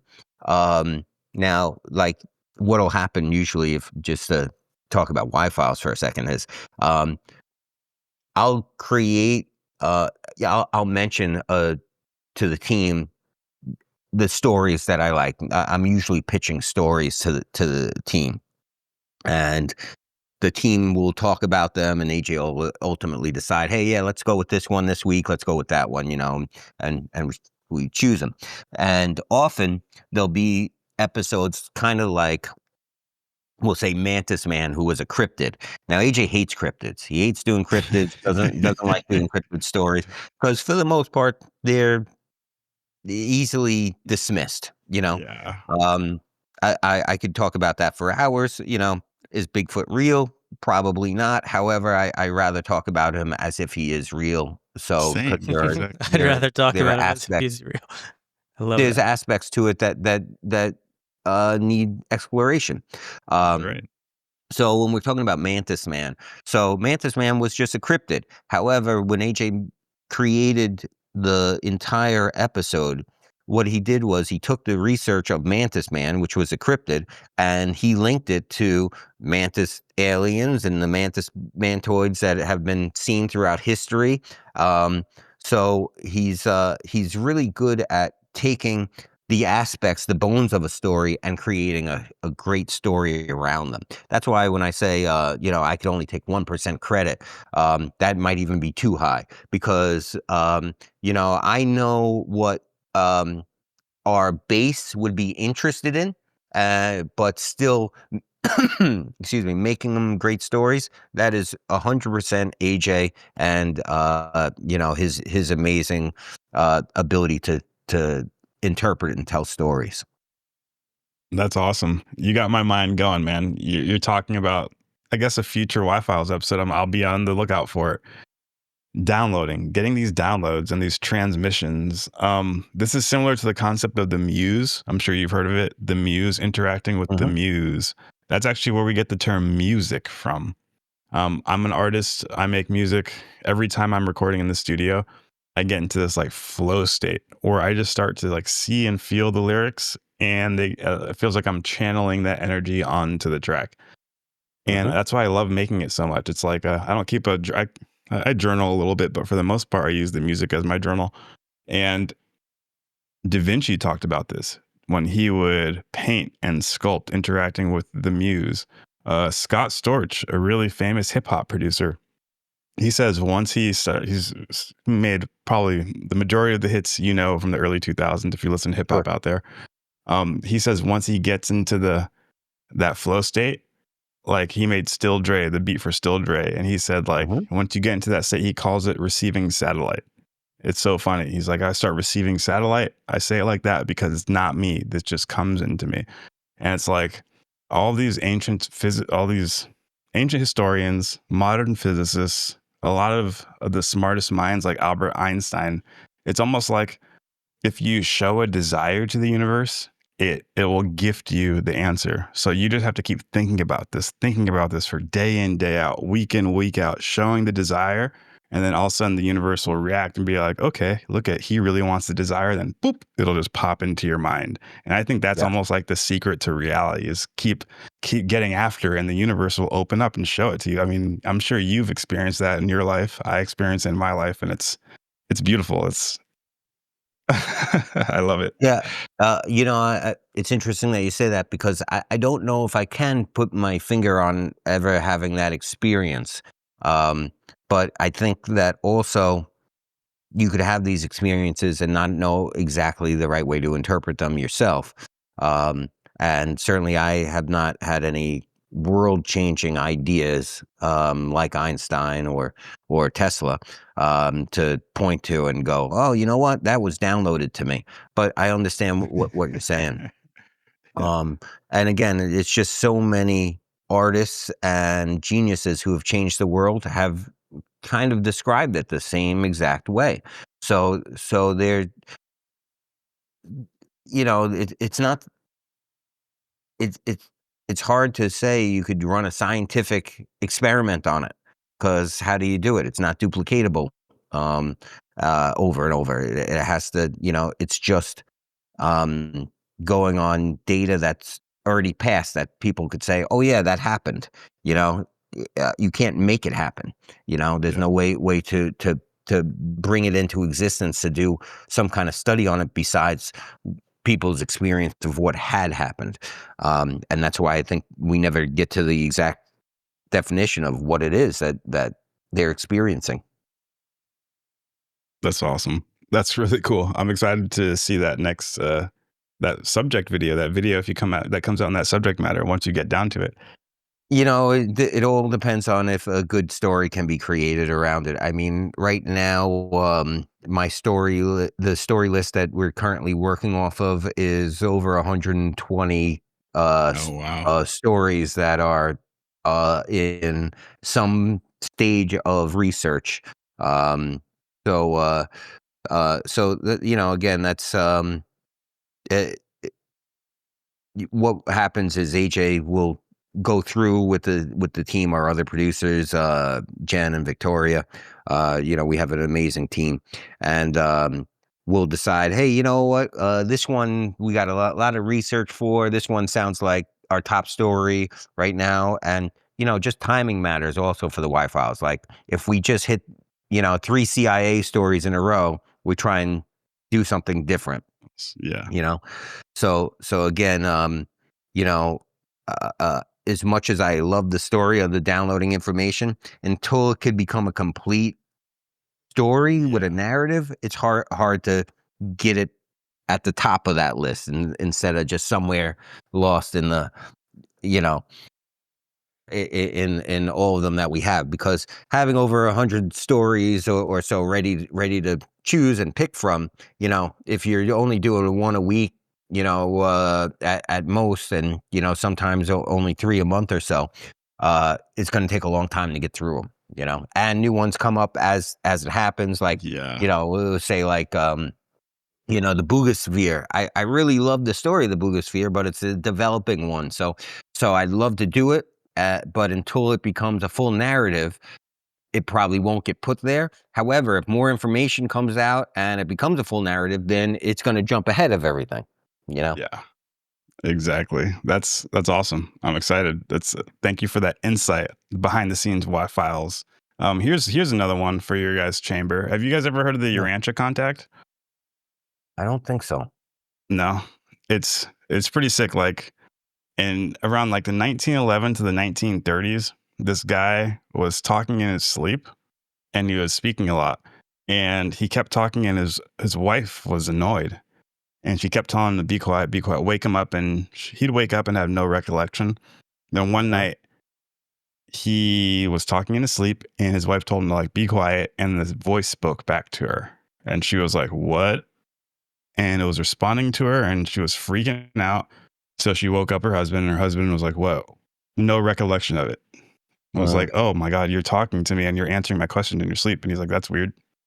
And then she finally brought him around to these different like sleep experts and psychologists. Right. And she finally brought him around to this guy named William Sadler Jr.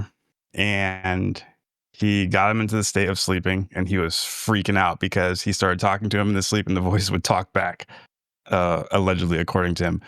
And he stopped, said this case was like no other case he's ever seen before, called like 100 of his scholars around, and they came together, waited for him to fall asleep again when the voice came back, and they started asking them questions, and they recorded like 196 different sessions.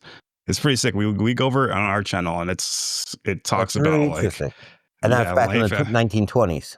Yeah, early before Roswell. So, and it talks about how we're being visited by extraterrestrial beings. There's an entire hierarchy, and it even says that after you die, you wake up on another planet and you become an ET.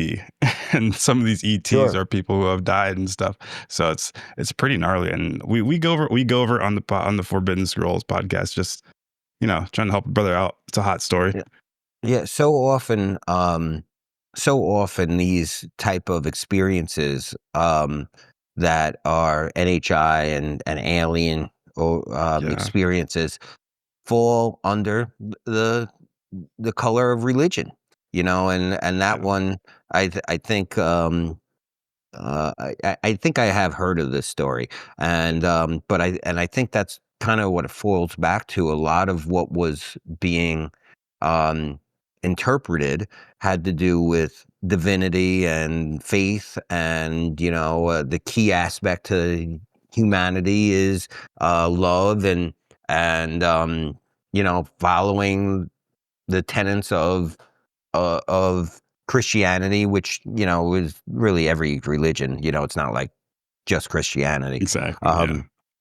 But hey, you got to love each other and atone for the things that you've done wrong and things like that. And that just becomes almost, I don't want to say universal, but so often it comes up in these interactions with whatever NHI people are interacting with, that again, as you could either choose to think that these people are just religious themselves, so that's why it's coming across this way, or maybe there is something to it.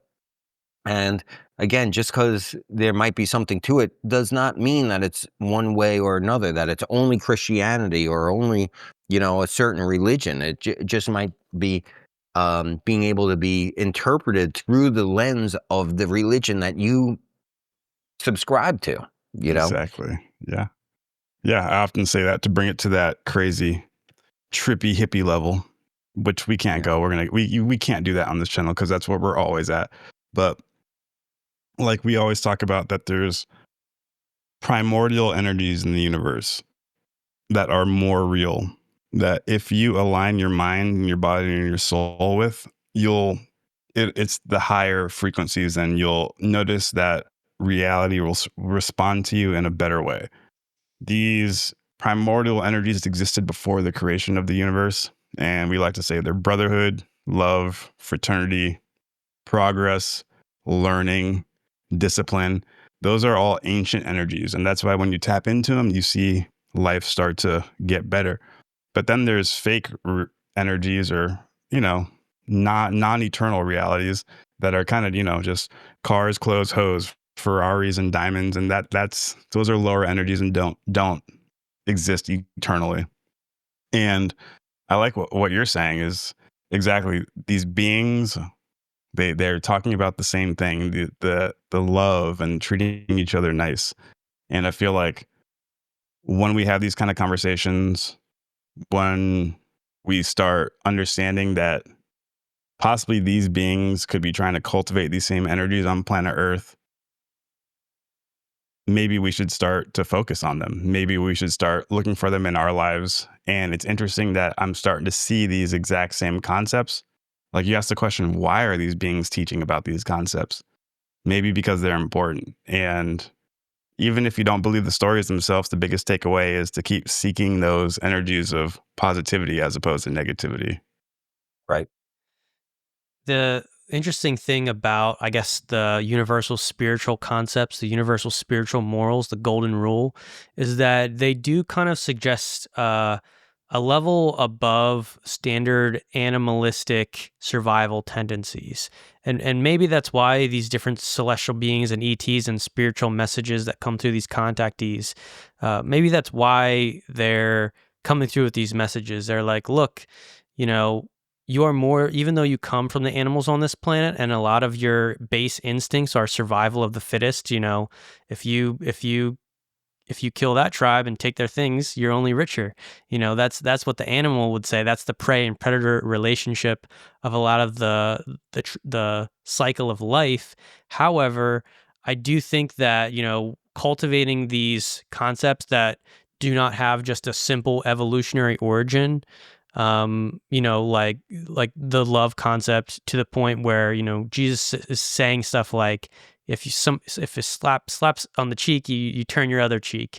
And it's a metaphor for like understanding that no matter how much family infighting we have on planet Earth between different countries, like we have to find a way to not slap back and just kill back, because true evolution in the cosmos, if we want to survive beyond animalism, and I think, I think part of survival into the afterlife is like, well, what concepts in your mind did you value? If the only thing you valued was something that would die in time is a relative value, it's almost like you don't have as much to take with you.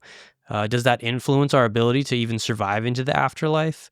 Is our soul actually sort of built and actually, some people think, oh, we're automatically eternal.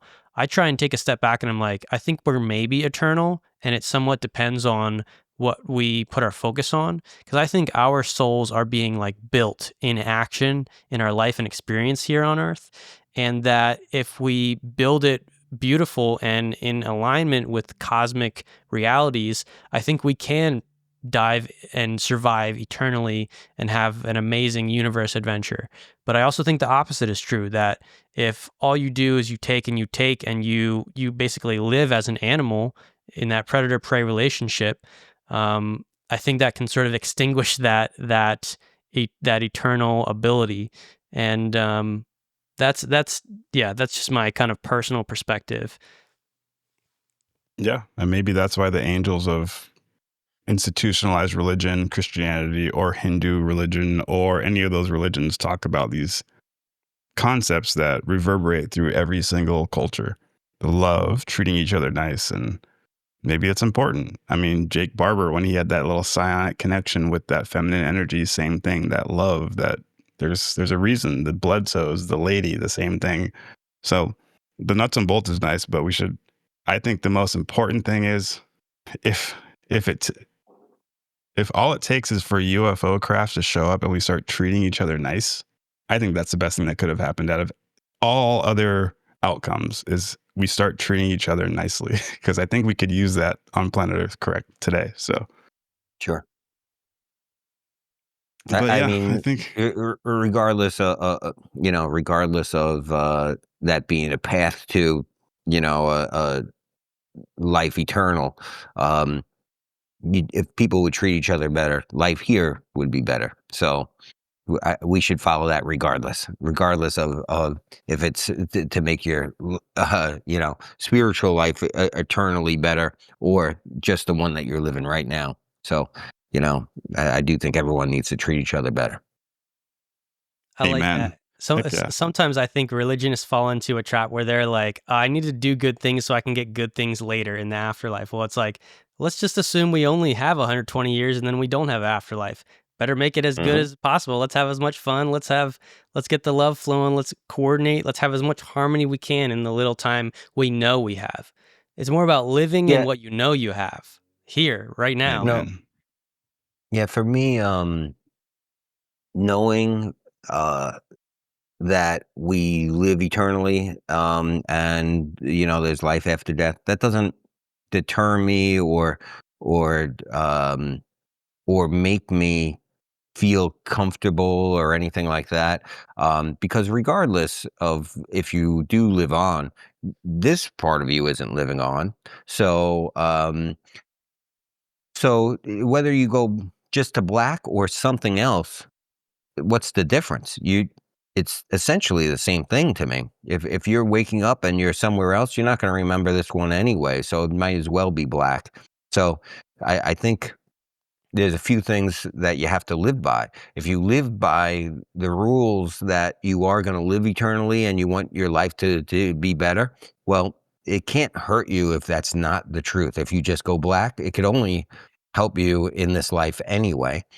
So it's worth it to pursue in this life because it will help you in this life and hopefully the next. Whether it does or not, that doesn't exactly matter, because if it will help you in the next life, then it is helping you in this one. Heck yeah. Wow. Very deep words, prophetic. You heard it here first, people. We got a spiritual guru on the podcast. You didn't know. I don't know. I look at it more as a spiritual fear. Again, my fear is again. There's no difference between just going black and it being nothing or living eternally. It's really the same. It's really the same in my mind. I hope it's living eternally, but I do not think that you remember this lifetime after you're done. What? Well, why? Yeah, why? I'm curious. Why do you think that we couldn't retain any memory? I think it's because I look at the body like it's a car, and your soul is the driver. So, you're getting into this car. You only know this car. Once you get out of this car and go into a different car, you only have the ability to run that new car that you're in. It's um, I don't think that. I think that your soul is propelling this body, but what I think a lot of people don't, or associate a lot of things that happen by the nature of human being and this body as a part of the soul. Whereas I don't think we exactly can ever define what is just the soul and what is the human interaction of it. Like you said, there's survival of the fittest. There's deciding whether you're going to live by the golden rule or things like that.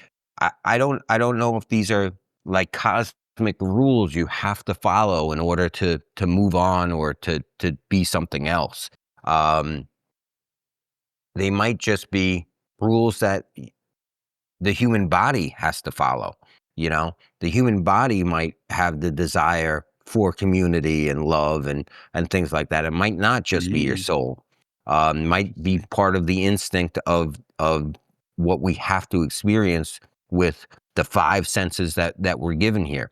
Now, are there more than five senses? I would think that there are way more than five senses that we're not tapped into. And sometimes you see it in animals. We did one of our episodes on quantum consciousness, where you're looking at things like birds as birds are flying and know how to turn with each other. Well, they're not looking at each other and going, "Oh, everyone's turning left." There's some kind of link there in quantum consciousness that allows them to stay as a one unit. So it's hard to determine, for me personally, what is soul level decisions, quantum consciousness, or human instinct. Because human instinct, I think, also like bleeds through and probably takes over more than spiritual or consciousness does, often. Because like when you're asleep, when you're asleep, you're turning off your five senses. You're no longer using your five senses for anything. And now you could have dreams or remote viewing or, putting your consciousness out there. You're actually living beyond the realm of those five senses. However, once you're awake, once your eyes are open, those five senses are now all everything. You could only concentrate on those five senses. Like, there could be other things going on beyond it, but you can't concentrate on it because it's not one of the five senses that are going on. If we're talking about interdimensional beings and things like that, the human body might not be able to interpret the interdimensional beings because we can't see them the right way. We can't hear them. We can't feel them, So our mind, even though you get a glimpse of or a thought of this could be this or something like that, the five senses that you have won't allow you to experience it. So it won't allow the human body to internalize it and put it into the human mind, the physical human mind, and to interpret it and internalize it as a real thing, as a reality. So I do think, again, when you wake up, your senses are on and you can't move. It becomes almost like a jail cell. You're stuck with those five senses. Whereas when you're asleep and not using any of those five senses, you're now no longer stuck within the confines of them. Yeah. I wish I could lucid That dream. question of memory actually kind of connects with that, because like when you're dreaming, notice most of the time you do not have memory of your waking life. Is that some sort of hint to what it could be like in the afterlife? Is it because once the consciousness disconnects for a period of time from the body, it's like it's no longer remembering the daily life. Now, obviously, lucid dreams come in and kind of change it up a bit. In a lucid dream, you are aware of both things.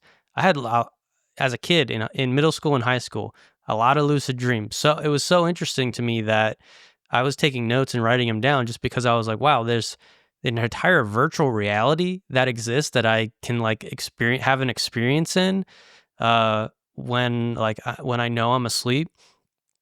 That's like almost as profound to me as like that whole I think therefore I am.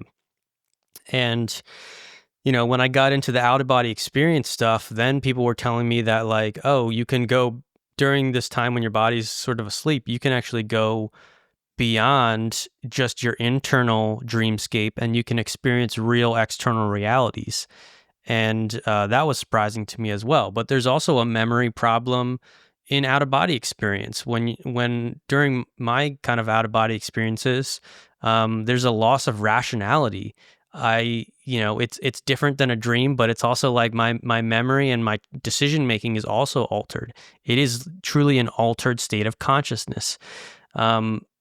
And one of the thing, actually, now that you say you're not sure that memory transfers, the Urantia book that we study a lot on the channel, it talks a lot about the afterlife. One of the interesting things it does say is that when you wake up in the afterlife, your memory only is actually transplanted by another being, that you can't do it yourself. And that memory is like held in an archive, and then it's reinstalled with your soul into this new type of body on some type of spiritual planet that is, still somewhere in the universe. And then you continue your journey from there. So, I guess that does kind of connect with your concept when you're saying, memory's probably not inherently transferred. So yeah, I mean, that's an interesting factor. Yeah. Now, I'm gonna go a little wacky here for you guys. Oh yeah, let's go, baby. So when I was at Contact in the Desert with you guys, the Mitchell Hedges crystal skull was there. Now, oh yeah. Now we did an episode on the crystal skull where we debunk it, and there are 13 skulls, and there's a prophecy and things like that. Now, what we do now, I love the story. I'm the one who proposed the story. Same here. I love it. and I was really excited for it. Now, AJ for a long time was like, I don't want to do it because I'm going to debunk the story, and I was like, it's still a great story, I'd like to see what we do with it.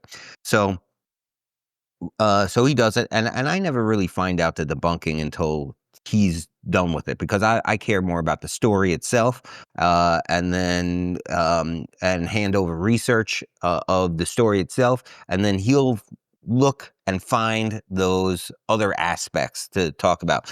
Now, what we found is that Anna's story didn't exactly match up to her facts. It changed a little throughout her life, and that happens. Memory is what it is. I mean, this whole all her story starts in the early 1900s, so it's not like it's you know um very recent to write down. She's telling the story at so many decades later. So again, we debunk a little bit of the story on how was she really, did she really find it the way she said? Was she there? There was a sale, an auction at at Sotheby's of the crystal skull, and that's how they got it back into Mitchell Hedges' hands. She had an explanation for that. They had found the skull. They didn't tell anyone about the skull for years. They ran low on money, so Mitchell Hedges sold the skull, and then it got put up for auction. So he bought it back. That's how that happened. Now, I don't know. It's hard to follow all of that and decide exactly what's true and what's not, because again, it could be based on truth, and she could have embellished a part of the story to make it a better story, but it doesn't mean that it's all fake. And here are some things that we know about the Mitchell Hedges skull. One, it was found in the 1800s. This was not made in the 1900s. I mean, it was found in the early 1900s. I forgot exactly when. There are other skulls as well that have been around since the 1800s, whatever. So they've been around a long time, way before machines. We were using diamond tip tools, way before we were using lasers for anything. Mm-hmm. So even debunking the story-ish that the skull might not have come from Mars or some other planet or aliens, it still is an interesting thing. How did this skull come into existence? If it was hand polished, which is what we come up with in the debunking, that means it had to be hand polished for over 150 years. So imagine this. Your grandfather comes to you and says, I've been rubbing this head my whole life. It's just rounding, and now it's your turn to rub this your entire life. And hopefully, when your great-great-grandkid in 150 years from now is still rubbing this head, he knows how to put a face on it. It's still a weird story of how the skulls came into existence if they were hand polished. Because 150 years to hand that down through generations of generations, it would be some family's legacy that they would not give up. The family would be saying, we made this skull. It took 150 years, Instead, we have no idea. How was it made? Again, it was tested by Hewlett-Packard in the 80s and 90s, and they couldn't find tool marks. Now, since technology has gotten a little better, and they have found some tool marks, but again, we had no lasers, we had no diamond tips. How was it made? Even if it was made with any sort of tools, it probably took 150 years to make. All right, so now we got this skull. I get the contact in the desert. They're there with the skull. I'm really interested, and I have to go in there. And of course, they've seen we have millions of views on that episode. They've seen it, of course. So I go in there, with almost an apology. Hey, I'm sorry. AJ thinks differently than I do, and again, I'm interested still in the skull.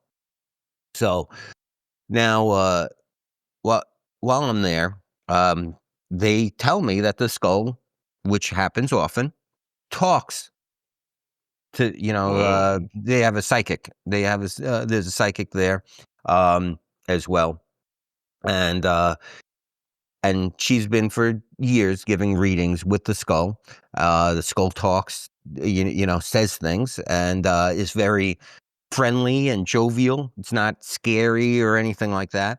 And so they gave me a reading with the skull. And, I take everything with a grain of salt. I'm happy to do it. Do I believe it? Do I not believe it? I'm not a believer, but I am certainly not I'm not a skeptic. Like, this is all fake. I still want to experience it. I want to experience for myself. Now, when I went in there, and I videotaped the whole thing. Maybe it'll come out on an after files, or we'll do something with it. But when I touched that skull, I felt vibrations through my shoulders, which I've never felt before in my life. Physical vibrations. So that was interesting in itself.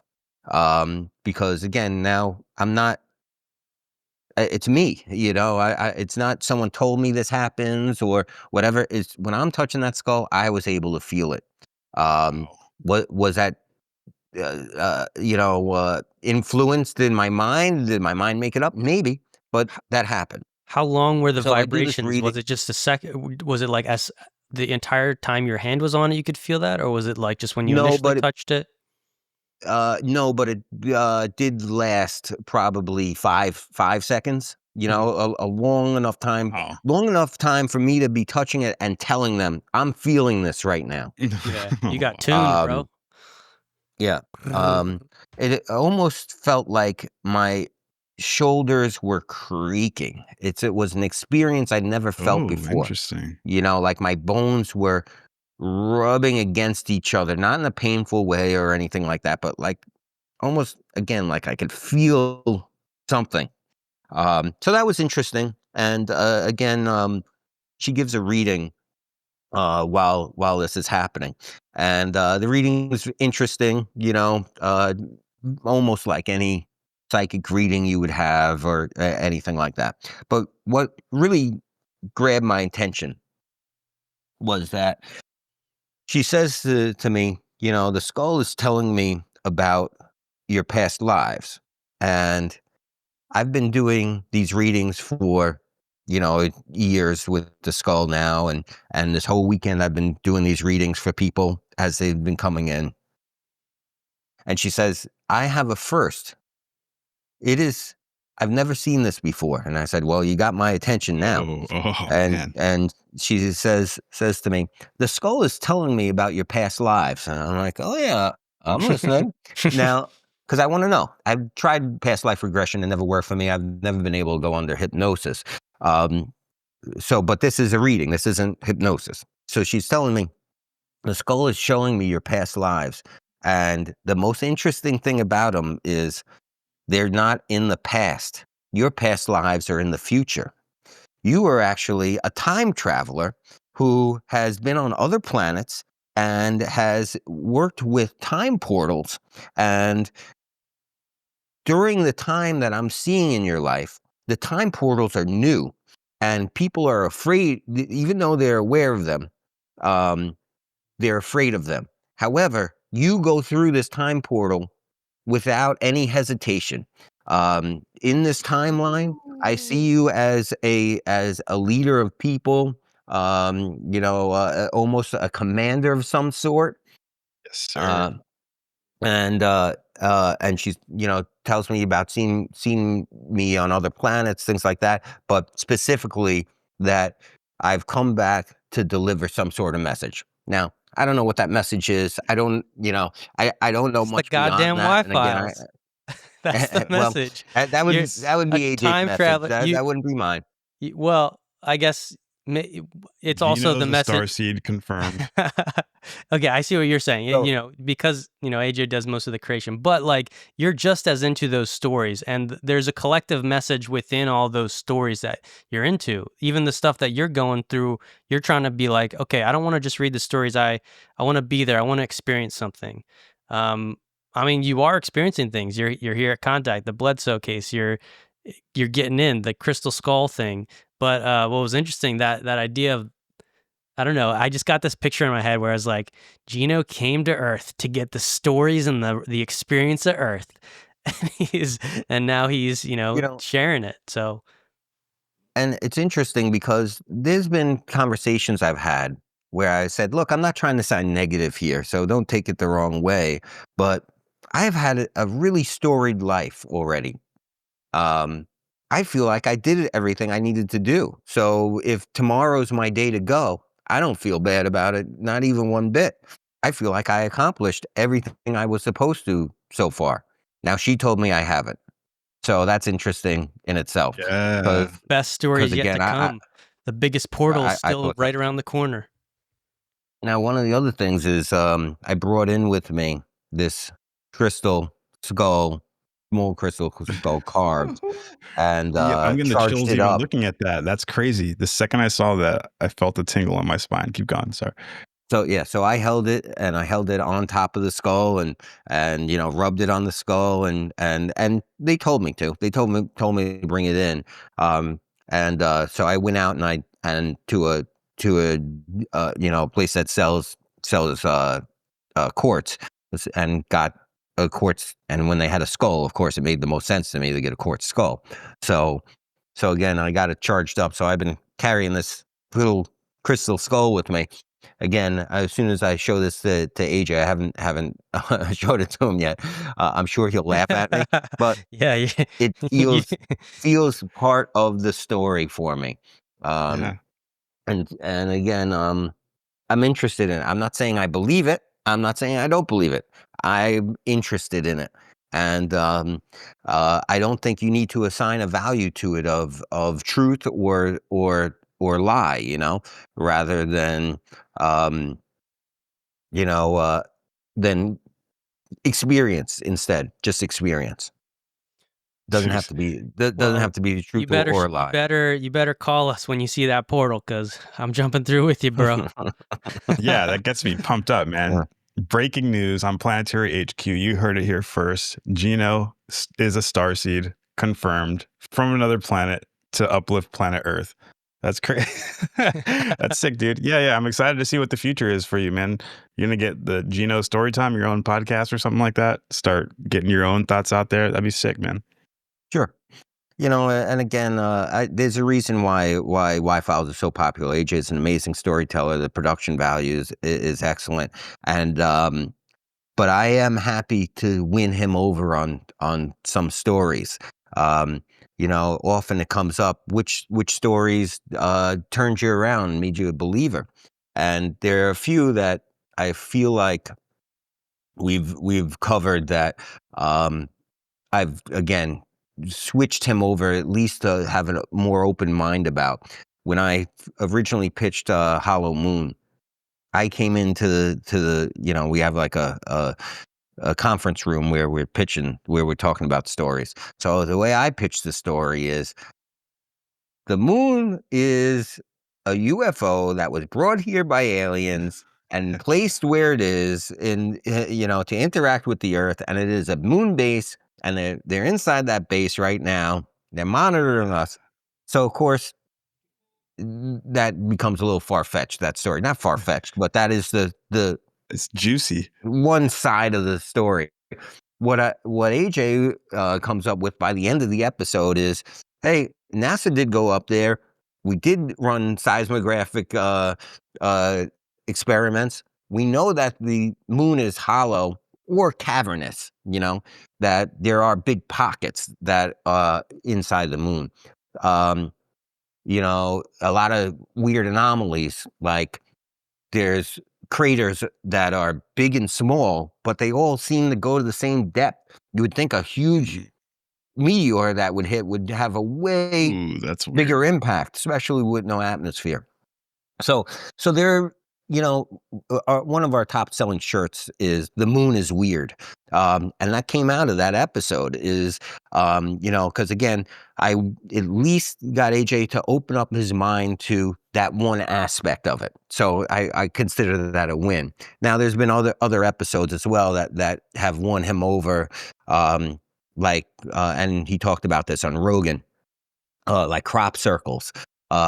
Whereas he went into it believing all crop circles were fake and made by, by people. Yeah. And at the end, he comes up with 99% of crop circles are fake, but we got to talk about that 1%, or whatever that percentage is. There is a good percentage of crop circles that can't be explained. They show up overnight. They're the everything, the grass, or whatever the field is that they're on, are bent over using radiation instead of, and nothing is bent. They're right at the node. They're bent over.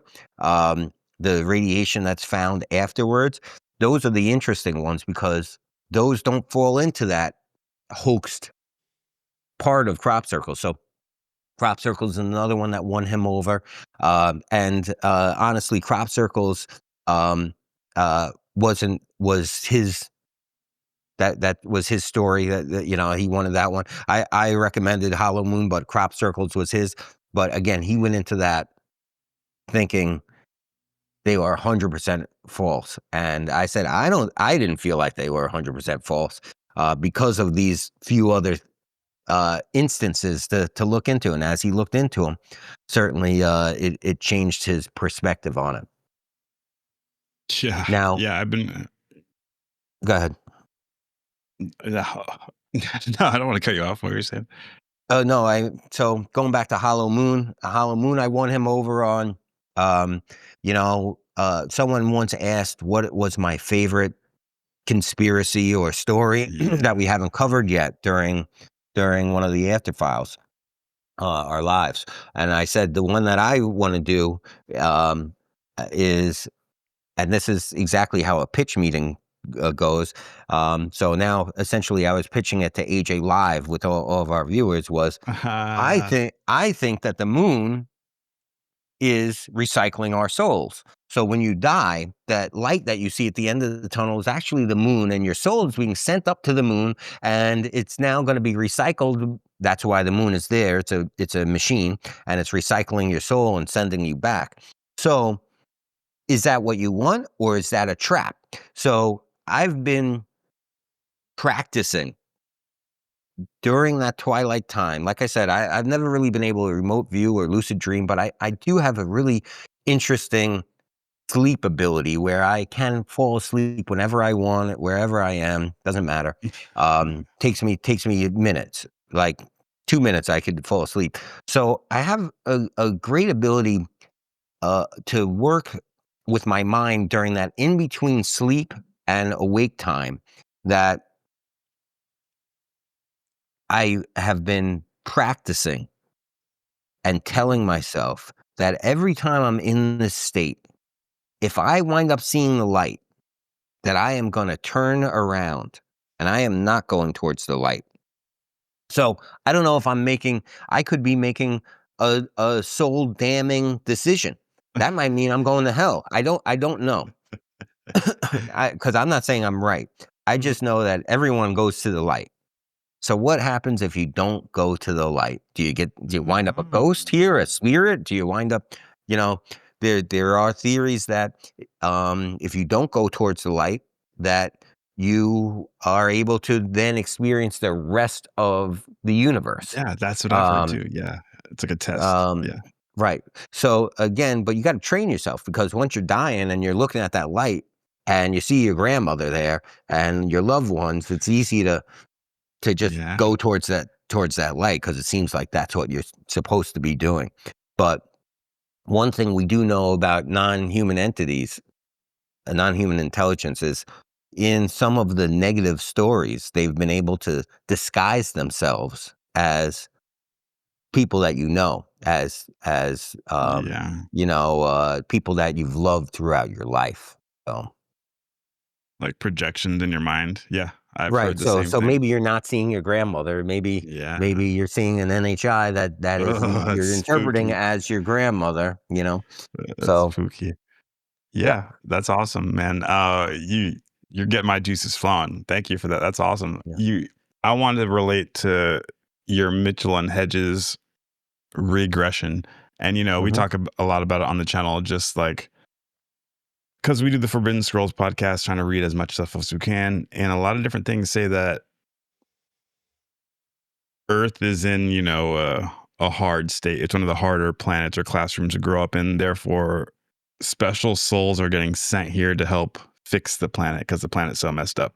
And it's a fun concept we like to play with.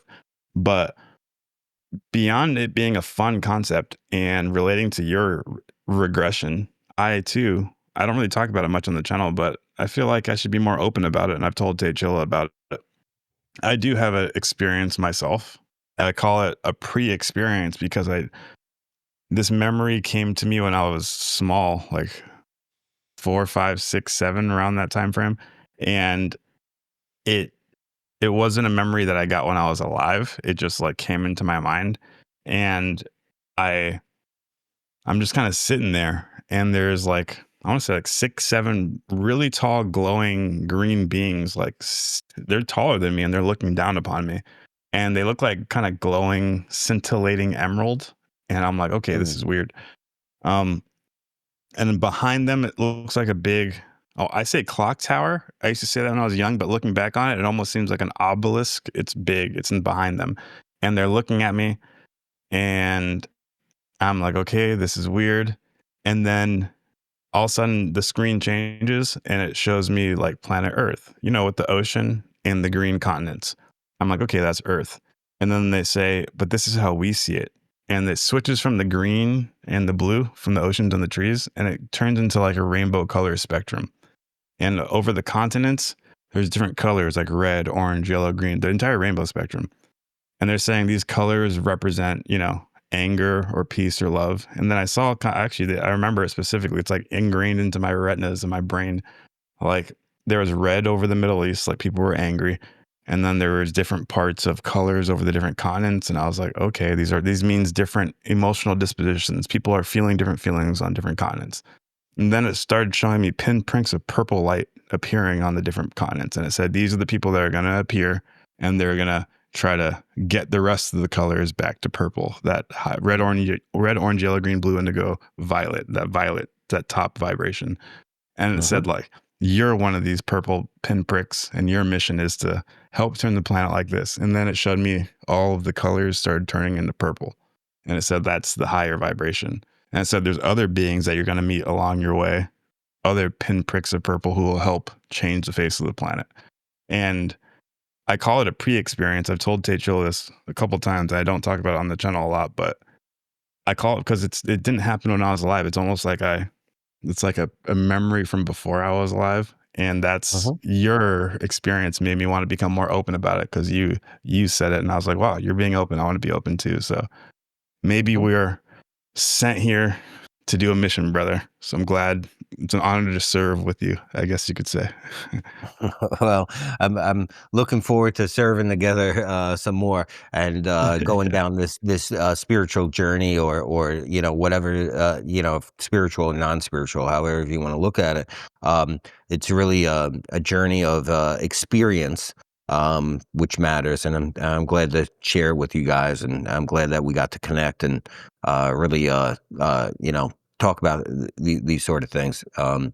It's an honor for you guys to ask me to be on the show with you guys. I'm happy to talk to you guys about these kind of things at any time, and I am looking forward to doing it again, and spending more time together to see our different perspectives on the same things. Again, like if we're experiencing Chris Bledsoe, and orbs, I like to see what everyone's perspective is on the things that we experience together. Heck yeah. Amen, brother. Thank you. I know we've been running a little bit long. We should probably wrap it up right now. Want to do a quick little outro? You got anything to say, Taylor?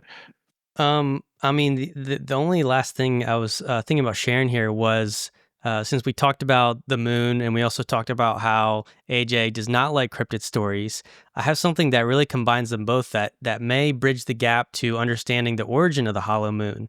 And this book is called The Sasquatch Message to Humanity. It's a 3-part series, and it's a channeled book, and it's Sasquatch is the source of he's the source, and there's a person that's channeling him.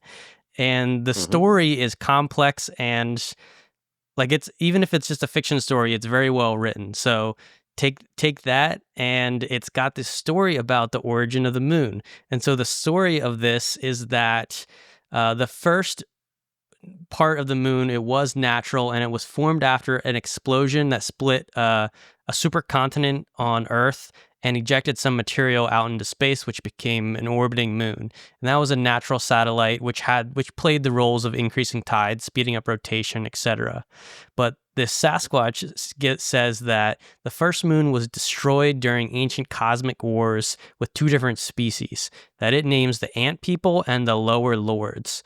And in the destruction, of that moon, there was also a mass extinction event of the planetary life, which affected life on the moon. And so after the destruction, the ant people then created an artificial moon to replace that moon. And that one was hollow and engineered. And it was even engineered to resonate like a bell when struck. And it also claims that they built this in approval with what they call the star elders, I guess the other beings outside on different planets that sort of have some oversight or social agreement on what happens on Earth. And it says that the reason the moon, is that exact amount to create the eclipse, 400 times smaller than the sun and 400 times closer to the Earth, creates that perfect eclipse, was a coded message from the ant people to the people of Earth to remember that there was a civilization before us. And so that's what Sasquatch says about the moon and why it's hollow. But it's a cool story. I don't know how much you like to read books, but it's definitely an interesting story, and it's the best channeled information I have from Sasquatch. Well, next time we talk, I'd be happy to talk a little more about cryptids and Sasquatch, because I do have a different take on Sasquatch. It's, to me, the interdimensional being aspect has a possibility, a ring of truth to it. We see different types of aliens that come up in the lore all the time. You have the mantids, which are an insectoid type of alien. Then you have reptilians, which come from reptiles. Who's to say there's not a mammal alien, which is Sasquatch? Again, if he is interdimensional, that's why you're not finding bodies and things like that. But anyway, I'd be happy to talk about that next time with you guys. Next time. Invite me anytime. I'm happy to just sit down and talk to you guys. It doesn't have to. You don't have to wait for next time we wind up and with each other. Don't wait a year. Let's do this again. Heck yeah, dude. You're the man. Big bro as always. I'm always excited to talk to you. Can't wait for the future conversations. For the viewers, I appreciate you guys tuning in. I hope you guys like the conversation. If you guys haven't already, subscribe to the Y-Files. Go hit that subscribe button. If you haven't already subscribed to Planetary HQ, you're messing up. Hit that subscribe button. Hit the like button. It helps us get to the front page so we can spread the message out there. If you like what we're saying, or if you hate what we're saying, leave a comment. I'd like to know what you guys are thinking. My big brother, Gino Gentile from the Y-Files. It's been Y-Files and Planetary HQ. Go get yourself a hecklefish. Go check out their merch. Go check out our merch. We got Planetary HQ shirts. We love you guys. Bye. Peace.